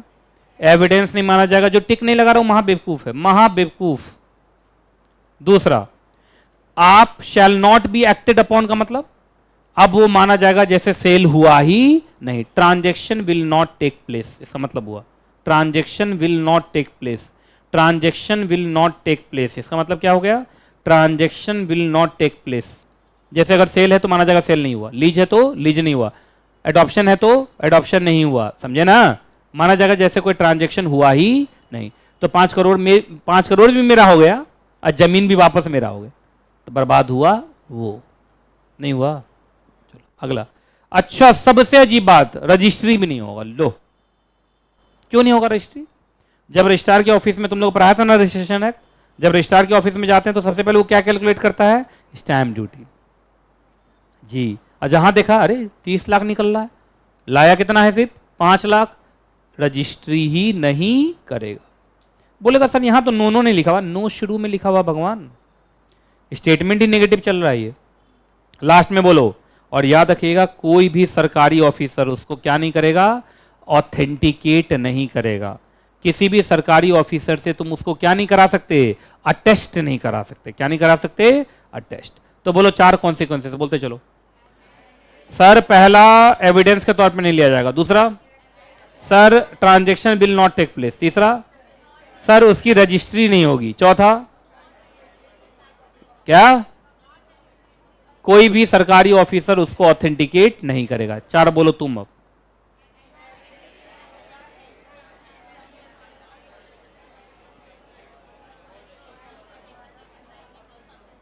याद रहेगा?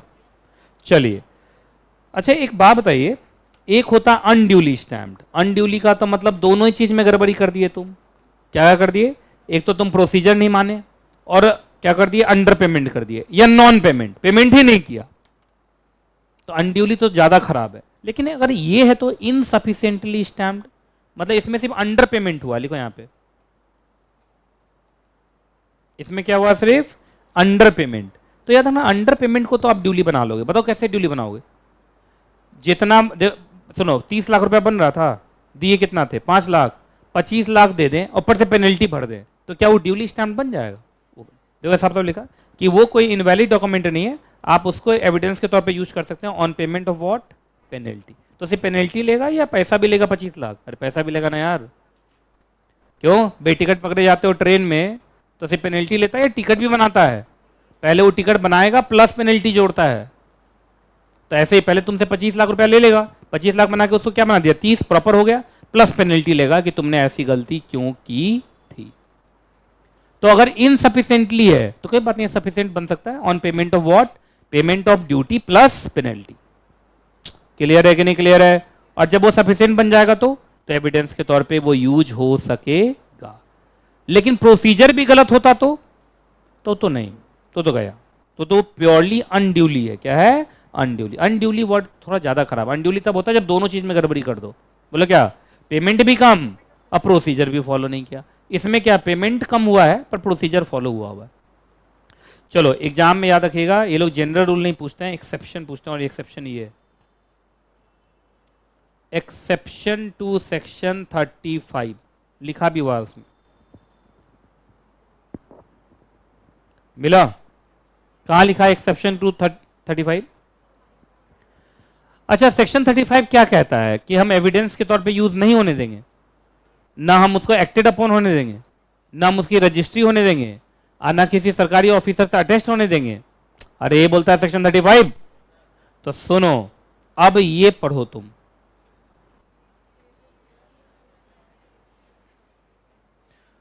तो वो 4 कॉन्सिक्वेंसेस का एक्सेप्शन है, या 4 में से बस एक का एक्सेप्शन है? कौन वाले का है? एविडेंस वाले का। याद रखना नीचे लिखेगा ABCDE, अगला भी है क्या? देखो तो अगला पेज नहीं है, बस 5 ही है। तो बोलो जल्दी। तो याद रखना ये 5 एक्सेप्शन है। क्या है? 5 एक्सेप्शन।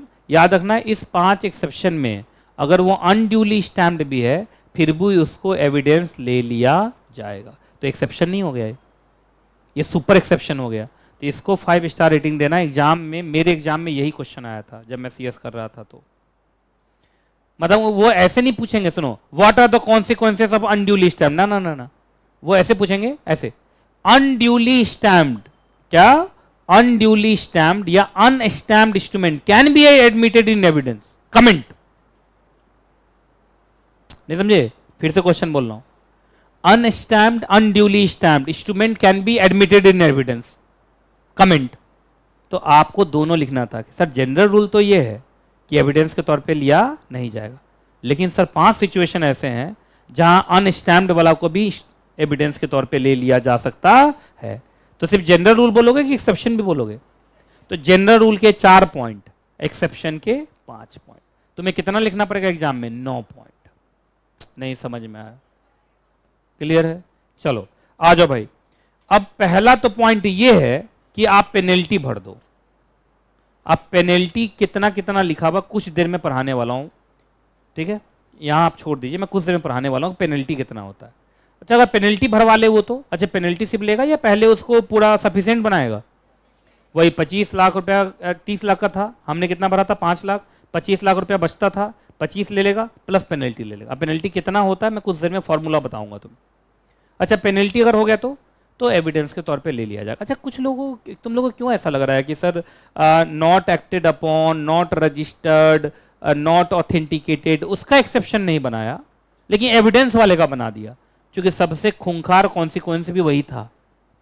और ऐसे भी भारत के कोर्ट ऑफ लॉ में एविडेंस न मिलने की वजह से केसेस लटके हुए हैं, और सिर्फ एक इस बात पर कि पैसा नहीं दिया और आप उसको एविडेंस के तौर पे नहीं ले रहे हैं और केस फंसा के रखे हुए हो और तारीख पर रहा है और जज का टाइम खराब हो रहा है और पार्टीज का टाइम खराब हो रहा है, इससे अच्छा पेनल्टी लेके उसको एविडेंस मान लो। नहीं समझ में आया इनको? तो क्या इससे कोर्ट का भी टाइम बचेगा, जस्टिस भी होगा, समझ रहे हो तुम? मानसिक तनाव भी कम होगा। और ऐसे भी हम ऐसे मुफ्त में थोड़ी कर रहे हैं, पेनल्टी तो लेके कर रहे हैं। तो पहला ये था पेनल्टी भरिए और एविडेंस हो जाएगा। ये सेकेंड पॉइंट याद रखना, रिसीट। टिक जो नहीं लगा रहा ना उस सच में उसको बेवकूफ का सर्टिफिकेट मिलेगा मेरी तरफ से बैच खत्म होने के बाद। कुछ लोगों ने रिसीट पर टिक नहीं मारा, मैं देख रहा हूं। इसमें इंपॉर्टेंट वर्ड क्या है? रिसीट। अच्छा एक बात बताओ, रिसीट सेक्शन 4 याद है तुम लोग को? कहा कौन सा सेक्शन 4? सेक्शन 4, 5, 6 लगातार पढ़ाया था। याद करो आज से 150 साल पहले जब ताजमहल का एक गुंबद बन रहा था, ये फिसल गई थी वहां से, याद है? तुम फिसल गई थी तो ये बचाने गई थी तुमको, वहीं पढ़ाया था तुम लोग को। नहीं नहीं, हालात तुम्हारे ऐसे ही हैं कि कुछ भी पूछ लो। कौन? सेक्शन 4 35 है ना? 4 कौन सा? मुझे पता नहीं ऐसा क्यों लग रहा है पिछले क्लास में पढ़ाया। सेक्शन 4 था प्रिंसिपल और सब्सिडियरी। प्रिंसिपल पे पूरा स्टैंप ड्यूटी और सब्सिडियरी पे ₹1, और रसीद हमेशा सब्सिडियरी होगा। अरे कुछ हुआ होगा तो ना रसीद हुआ होगा, तो जो हुआ होगा वो सेल या लीज वो मेन होगा, रसीद तो हमेशा क्या होगा? सब्सिडियरी होगा। और सब्सिडियरी पर जब लगता ही ₹1 है तो पेनल्टी भी तो लोगे 1 ही ना। नहीं समझ में आया? तो अनस्टैम्प्ड अगर रसीद है तो ₹1 का आप पेनल्टी भर दीजिए एंड वो रसीद एविडेंस मान लिया जाएगा। क्लियर है जी? क्योंकि यहां सेक्शन 4 लग गया, रसीद हमेशा सब्सिडियरी होता है। नहीं, तीसरे नंबर का आ जाओ, सी पॉइंट। सी पॉइंट तुम पहले पढ़ो फिर मैं बताता हूं। जो नहीं पढ़ रहा बेवकूफ है।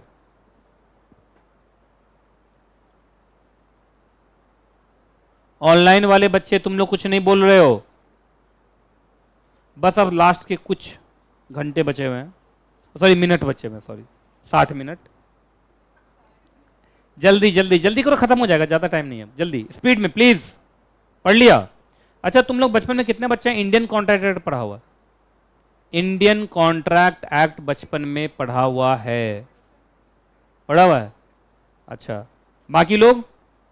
हमारा बचपन अभी चल ही रहा है। आइए, एक एग्रीमेंट होता है बाय लेटर, सुने हो, पढ़े होगे, अग्रीमेंट बाय लेटर। सुनिए, इधर से एक लेटर गया ऑफर वाला, और इधर से एक लेटर आया एक्सेप्टेंस वाला। Offer plus acceptance is equal to agreement contract, अगर बाकी और कंडीशन सेटिस्फाई हो जाए तो, यही है ना। अच्छा, एक जो इधर से लेटर गया, मान लो ये ऑफर वाला लेटर था, इस पे प्रॉपर स्टैम्प ड्यूटी पे था, प्रॉपर स्टैम्प ड्यूटी पेड था। लेकिन इधर से जो एक्सेप्टेंस वाला गया वो अनड्यूली था। क्या था? अनड्यूली स्टैम्प था। अब बताइए, ये तो बन गया कि एग्रीमेंट कॉन्ट्रैक्ट हो गया, तो क्या बताओ इसमें एविडेंस के तौर पे ले लिया? अगर एक जगह तो भरा ही हुआ यार, अब बच्चे की जान लोगे क्या? तुम सिर्फ एविडेंस ही तो ले रहे हो, कौन किसी को सर्टिफिकेट दे रहे हो, पैसा दे रहे हो यार? अरे तो अनड्यूली को ड्यूली तो बाद में बनाएगा ना बेचारा, वो तो पेनल्टी वेनल्टी भरेगा ही ना। अब दोनों में से किसी एक पे भी अगर स्टैम्प ड्यूटी पेड है ना, तो चलो होने दो, हम इसको एविडेंस के तौर पे ले लेंगे। नहीं समझे? क्योंकि देखिए आपको थोड़ा फ्लेक्सिबल होना पड़ेगा। ऐसे ही भारत का जो जुडिशल सिस्टम है ओवरबर्डन्ड, तारीख पर तारीख पढ़ता रहता है। सनी देओल तो आज तक फिल्म बना रहा है ना। अरे कुछ लोगों को मालूम भी है सनी देओल का वो डायलॉग, कौन सा डायलॉग है? तारीख पे तारीख कहां पड़ता है? कोर्ट में। दामिनी फिल्म का है शायद। तो आप समझिए, तो एक में भी है तो भी कोर्ट ऑफ लॉ थोड़ा फ्लेक्सिबल हो जाएगा। क्या बोलेगा जज? चलो इसको मैं क्या ले लेता हूं? एविडेंस। अब एविडेंस से प्रूफ होगा कि नहीं होगा, दैट इज अनदर थिंग। चलो ए बी सी हो गया। डी, क्रिमिनल मैटर में तो तुम कुछ भी लेके जाओ, पन्ना भी फाड़ के जाओगे तो भी उसको एविडेंस ले लेगा। क्यों? क्यों? क्यों? क्रिमिनल कोर्ट में भाई वहां जेल होता है और फांसी। मालूम चला एक आदमी फांसी पर चढ़ रहा है, ठीक है जी, उसी समय सर मेरे पास एक सबूत है, प्लीज इसको देख लीजिए, फांसी से बच जाएगा। कहा स्टैम्प ड्यूटी पेड नहीं है, फांसी पे चढ़ा। एक स्टैम्प ड्यूटी ना पे होने की वजह से आप फांसी पे चढ़ा देंगे किसी को? 10 साल का जेल दे देंगे, आजीवन कारावास दे देंगे। क्रिमिनल केस है भाई। क्रिमिनल केस में तो इतना एक तिनका भी दिख जाएगा ना जज साहब को कि सर ये एविडेंस, लाओ लाओ लाओ, क्या पता ये बच जाए। नहीं समझे आप? जेल हो रहा है भाई, जेल है, फांसी है, वहां तो एक तिनका को भी एविडेंस माना जाता है। और यहां पे आप कह रहे नहीं स्टैम्प ड्यूटी पे नहीं हुआ है 25 लाख का, इसका तो जान जाना चाहिए।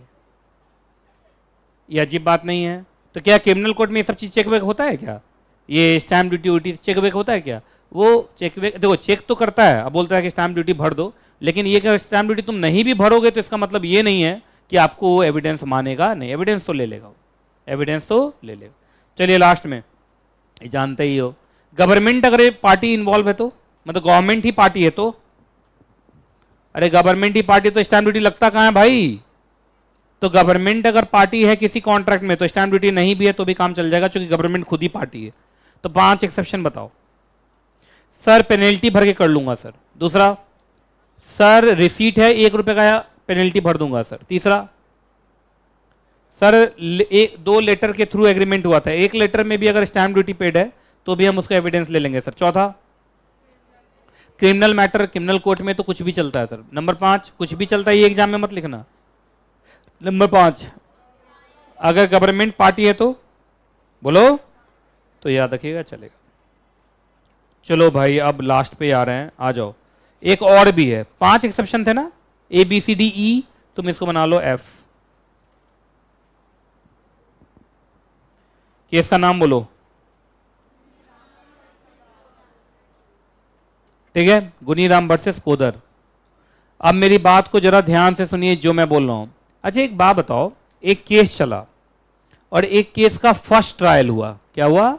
First trial. फर्स्ट ट्रायल में किसी ऐसे डॉक्यूमेंट को एविडेंस मान लिया गया जो अनस्टैम्प्ड था। अगर उसको दिक्कत होना था तो फर्स्ट हियरिंग में बोल देना चाहिए था कोर्ट को, पर फर्स्ट हियरिंग में कोर्ट ने ऐसा बोला नहीं और उसको एविडेंस के तौर पे ले लिया।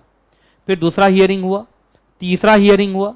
तीसरे हियरिंग में जाके जज साहब को इकाई क्या था, अहला ये तो इस डॉक्यूमेंट को हमने एविडेंस ले लिया, जिसको एविडेंस लिया जा नहीं सकता था, अब वो मना कर रहे हैं। क्या वो मना कर पाएंगे अब? क्यों? आपके 3 हियरिंग में केस का रुख काफी मुड़ चुका होगा। अब आप कहोगे कि इसको एविडेंस नहीं मानेंगे, तो ये 3 हियरिंग का पूरा टाइम खराब हुआ। तो याद रखिएगा, कभी भी कोई भी डॉक्यूमेंट अगर किसी भी स्टेज पे अगर उसको एविडेंस मान लिया गया है, तो उसको आगे भी एविडेंस माना ही जाएगा। क्लियर है कि नहीं क्लियर है? पहले बताइए। बाद में आप क्वेश्चनिंग नहीं कर सकते, इसमें ये वर्ड लिखा होगा, where not to be question, ऐसे लिखा होगा कहीं पे, लिखा हुआ है। अब पूरा पढ़ो तो, 3 लाइन पढ़ो तो, पूरा 3 लाइन।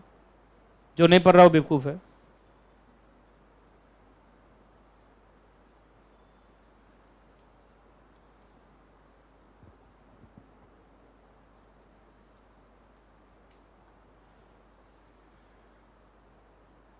पढ़ लिया?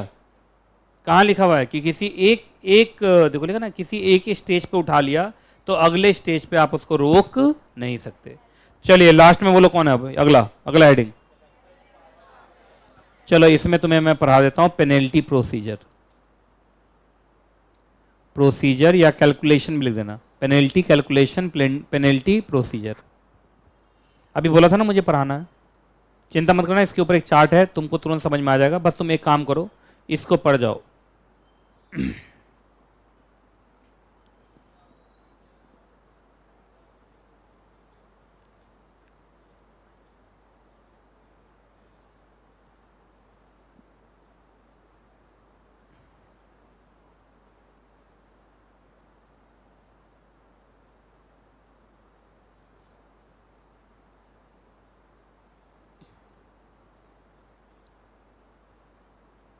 पढ़ो, पढ़ लिया? आओ देखो इधर एक चार्ट है, वो चार्ट तुम्हारे बुक में भी प्रिंटेड है। इधर देखो, पहले इधर देखो, इधर देखो, इधर देखो, इधर देखो, रुको रुको रुको। 2 केस हम बना रहे हैं। पहला केस क्या है कि हमने 30 लाख बनता था, हमने 0 पे किया, और एक है 30 लाख बनता था, हमने 5 लाख पे किया। तो दोनों पे डिफरेंस समझ में आया? एक है नॉन पेमेंट और एक है डेफिशिएंट पेमेंट। डेफिशिएंट मतलब कम पेमेंट। चलो पहले तो तुम्हारा हमेशा स्टेप ये होगा, क्या स्टेप होगा?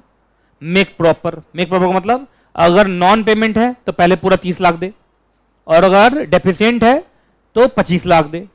नहीं समझ में आया यार, आगे पहले। तो क्या ये पहले टिकट बनाने जैसा है कि पहले तो टिकट बनाऊंगा उसके बाद क्या लगाऊंगा? पेनल्टी।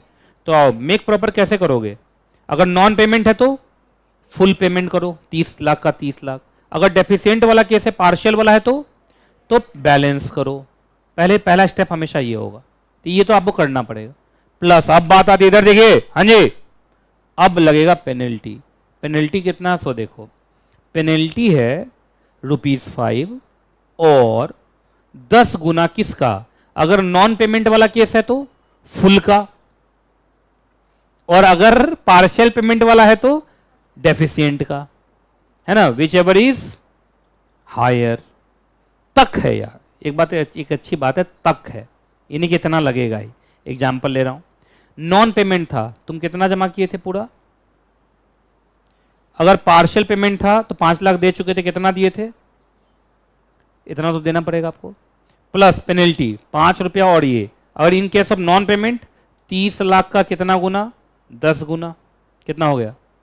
300 लाख। तक है, तक तक तक, उतना भी नहीं लेगा, मतलब तक है, मतलब मैक्सिमम वहां तक वो ले सकता है। इसमें कितना लेगा? 10 इंटू 25 लाख ना, कितना हो जाएगा ये? 250 लाख तक है। ये बात समझ में आ रहा है? ये तो पक्का है 5 से ऊपर ही ये लोग होगा, नहीं होगा। 5 से कंपेयर करा के क्या मतलब, कॉमेडी किया है ना ये लोग, कोई मतलब है इसका क्या? अच्छा एक बात बताइए, ये पूरा 300 लाख या पूरा 250 लाख ले लेगा या भैया वहां तक? वहां तक। अब इसी में मुझे पता लगता है कि जो कलेक्टर ऑफ स्टैंप है, कौन है? कलेक्टर ऑफ स्टैंप, वहां पैसा कमा सकता है। बोले कैसे कमाएगा? जैसे फर्स्ट वाला केस ले ले, तो पहले 30 लाख ले लिया होगा, प्लस 300 लाख मांग रहा होगा। अरे ये हुआ ना यार, ये ऐसे जोड़ोगे ना, 30 लाख तो पूरा लिया होगा कि भाई तुम्हारा इतना ड्यूटी बनता है, पहले ड्यूटी पे कर, उसके बाद क्या बोला होगा? 10 गुना तक पेनल्टी जमा कर। तो 10 रुपया पेनल्टी, 10 गुना पेनल्टी कितना होगा? 300 लाख। पर 300 लाख तक का पेनल्टी ले सकता है, अब क्या उसमें ऐसी बात हो सकती है कलेक्टर बोले कि देखो तुम पर मैं 10 ही लाख का पेनल्टी लगाता हूँ, तो तुम्हारा कितना बचा लिया मैंने? 290 लाख। 290 लाख का 10% दे दो। नहीं समझ में आया? मतलब मैं ये समझाने की कोशिश कर रहा हूँ कि वो ऐसा कर सकता है, करता है कि नहीं करता मुझे नहीं पता, लेकिन आप मुझे बताओ क्या वो ऐसा कर सकता है? अरे इसी तरीके से बात होती है कि अगर हम तुम्हारा कुछ बचाएंगे तो मुझे क्या मिलेगा। ये तो बहुत भयंकर स्कोप है, इसको ज्यादा नहीं है स्कोप है यार। अगर वो बोला नहीं हम ईमानदार हैं तो दे दे 300 लाख, चल कितना देना पड़ेगा? 330 लाख। उसको देना नहीं पड़ जाएगा 330 लाख, लेकिन बोला तो 30 लाख तो लूंगा, क्योंकि उसमें तो मैं कुछ नहीं कर सकता, वो तो तुम्हारे डॉक्यूमेंट से नजर आ रहा है कि भाई 30 लाख का ड्यूटी बनता है। हाँ पेनल्टी में मैं थोड़ा माफ करवा सकता हूं या माफ कर सकता हूं, लेकिन जब मैं माफ करूंगा तो मुझे भी तो खुशी होनी चाहिए। तुम ही खुश क्यों होगे सिर्फ? क्या तो कितने लोग कलेक्टर ऑफ स्टैम्प बनना चाहेंगे? यूपीएससी का एग्जाम दीजिएगा, बन जाइएगा। जनरली जो डीएम ओएम होता है ना, वही क्या बनता है? डिस्ट्रिक्ट कलेक्टर, समझे? इसलिए सुना होगा उन लोग के पास काफी पैसा होता है। देख रहे हो, स्कोप देख ही रहे हो। ये चार्ट बना हुआ है तुम्हारे बुक में। अच्छा ये क्या है? ये मैक्सिमम है, याद रखना है क्या है? मैक्सिमम। मतलब इतना ही लेगा या इतना तक ले सकता है? इतना तक ले सकता है। ठीक है, चलिए हटाऊं क्या? ये समझ में आ गया तुम लोग को अब? तो जब भी पेनल्टी लेंगे वो इसी ढंग से लेंगे। चलिए बस आगे लास्ट के कुछ पल है अब। हाँ ये बोलो, अगला बोलो। Instrument unduly stamped by accident. अच्छा बाय एक्सीडेंट का मतलब गलती से मिस्टेक हो गया। क्या हो गया? गलती से मिस्टेक हो गया। इसका मतलब ऐसे सिचुएशन थे जो क्या थे, जल्दी बताओ? अनकंट्रोलेबल थे। अब जैसे हमने इंस्ट्रूमेंट एग्जीक्यूट किया, 3 महीने के अंदर स्टैम्प ड्यूटी पे करना भारत आने से, वो उस वाले केस में, आउटसाइड वाले में, लेकिन लॉकडाउन लग गया तो क्या 3 महीने में क्या मैं जमीन के अंदर से आ जाता है यहाँ पे? अजीब बात नहीं है? बताओ आप, लॉकडाउन लग गया, कुछ हो गया, बीमार पड़ गया, तो अगर लगता है कि जानबूझ के नहीं किया है, बाय एक्सीडेंट है, तो क्या उसके लिए पेनल्टी माफ कर सकता है? मैं ये बोल रहा हूं। कौन माफ कर सकता है? If the collector is satisfied. If the collector is satisfied, collector तभी सेटिस्फाइड होगा। पता नहीं जब भी लॉ में लिखा रहता है ना सेटिस्फाइड, मेरा हाथ अपने आप हिलने लगता है, क्योंकि वो सेटिस्फाइड कब होगा पता नहीं, मुझे नहीं पता, पता नहीं हाथ क्यों हिल रहा है। तो if the collector is satisfied, है ना क्या भाई, कि ओमिशन टू पे, ओमिशन का मतलब छूट गया। जो नहीं लिख रहा है बेवकूफ है वो, है ना? क्या था बताओ? ड्यू टू एक्सीडेंट, मिस्टेक और अर्जेंट नेसेसिटी। तो याद रखना वो तुमसे सिर्फ कौन सा पैसा लेगा? डेफिसिएट पैसा लेगा बस। डेफिसिट समझते हो ना? डेफिसिट का मतलब वही जो 25 लाख या 30 लाख वाला जो अपना कहानी था, पेनल्टी नहीं लेगा। तो सबसे बड़ी बात यह कि पेनल्टी नहीं लेगा, तो ये हो गया विदाउट पेनल्टी। लिखो विदाउट पेनल्टी, यहां पेनल्टी नहीं लेगा आपसे, लिखिए विदाउट पेनल्टी लिखिए। क्लियर है? पर याद रखना ये अगर तुम चाहते हो कि ऐसा हो तो तुम कलेक्टर के पास कितने दिन में पहुंच जाना? एग्जीक्यूशन से 1 साल के अंदर पहुंच जाना। अगर तुम 1 साल के अंदर भी नहीं पहुंचे तो फिर वो माफी उफी की बात कुछ भी होगी नहीं। मैंने बोला था कि लॉ हमेशा जागरूक लोगों की मदद करता है, इंडोलेंट लोगों की नहीं। इंडोलेंट कौन होते हैं? जागरूक का उल्टा। कौन होता है जागरूक का उल्टा? क्या होता है हिंदी में? सोया हुआ। इंडोलेंट का मतलब क्या होगा? आलसी टाइप के लोग। चलो लास्ट में बस यही है, देखो हेडिंग बोलो।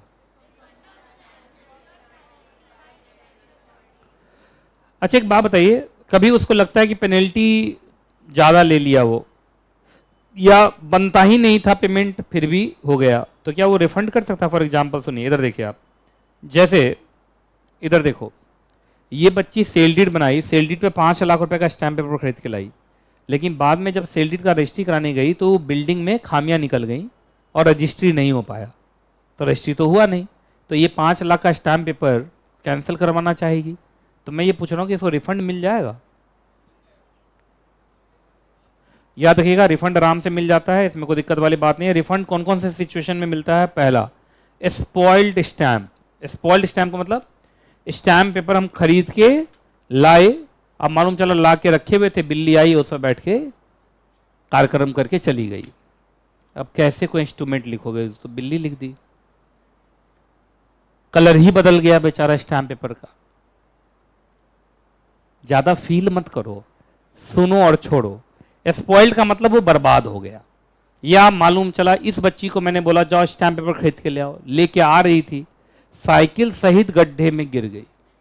अब पूरा स्टैम्प पेपर मुझे दिखा रही है ये काला काला, तो कौन सा स्टैम्प, क्या स्पॉइल्ड हो गया वो? अब स्पॉइल्ड का मैं अगर वो प्रूफ वहां लेके जाऊं तो क्या वो मेरा वापस कर देंगे पैसा, या कोई नया स्टैम्प पेपर दे देंगे? दे देंगे। अगला मिसयूज्ड। मिसयूज्ड का मतलब घर पे स्टैम्प पेपर लाए और मालूम चला घर पे कोई छोटा बच्चा है, उस पर मालूम चला आपका फोटो बना दिया बैठ के। तो स्टैम्प पेपर क्यों लाए थे? इंस्ट्रूमेंट लिखने के लिए। अब बच्चों ने अपना इंस्ट्रूमेंट बॉक्स चला दिया उस पर। जानते हो इंस्ट्रूमेंट बॉक्स? बचपन में हम लोग इंस्ट्रूमेंट बॉक्स देखते थे, ऐसे करके ऐसे घुमाते थे। क्या होता है वो? कंपास होता है वो। बड़ा मजा आता था ऐसे घुमाने में। बहुत बार तो हम उसी को लेकर हम ही घूम जाते थे। आजकल हम लोग कंपास यूज नहीं करते, या बच्चे सब करते हैं आजकल के स्कूल वाले सब करते होंगे उसे गोल गोल बनाने के लिए। अच्छा, औकात से ज्यादा मतलब जरूरत से ज्यादा ले लिए। अच्छा, स्टैम्प ड्यूटी बन रहा था 5 लाख, लेकिन 6 लाख का ले आए, गलती से मिस्टेक हो गया, कैलकुलेशन खराब था, तो 1 लाख वापस कर देगा? क्यों? सेक्शन 4 जिसको नहीं आता है वो ज्यादा ही तो खरीद लेगा। तुमको याद होगा सेक्शन 4 जिसको नहीं आता है, जिसको सेक्शन 4 आता है वो तो बचा लेगा, लेकिन जिसको सेक्शन 4 नहीं आता वो तो एक्सेस पेमेंट कर देगा। चलिए लास्ट में, stamp not required for use. हम स्टैंप पेपर खरीद के लाए कि कल जमीन खरीदूंगा, लेकिन जिससे हमें जमीन खरीदना था उसको ही भगवान ने खरीद लिया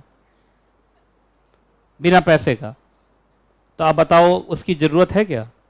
ना रहा जमीन और ना जमीन वाला, तो स्टैम्प पेपर का रिफंड हो डाला। क्या हो डाला? रिफंड। अच्छा, रिफंड के लिए कितने दिन में पहुंच जाओगे? कहां से? ठीक है जी, तो इसी के साथ ये टेक्निकल सा चैप्टर हो गया KHATAM खत्म। ठीक है, तो आज की क्लास यहीं तक, फिर मिलूंगा अगली क्लास में, और जब तक मैं ना मिलूं दुआ में याद रखिएगा, खुश रहें आप, खुश रहें आपका परिवार।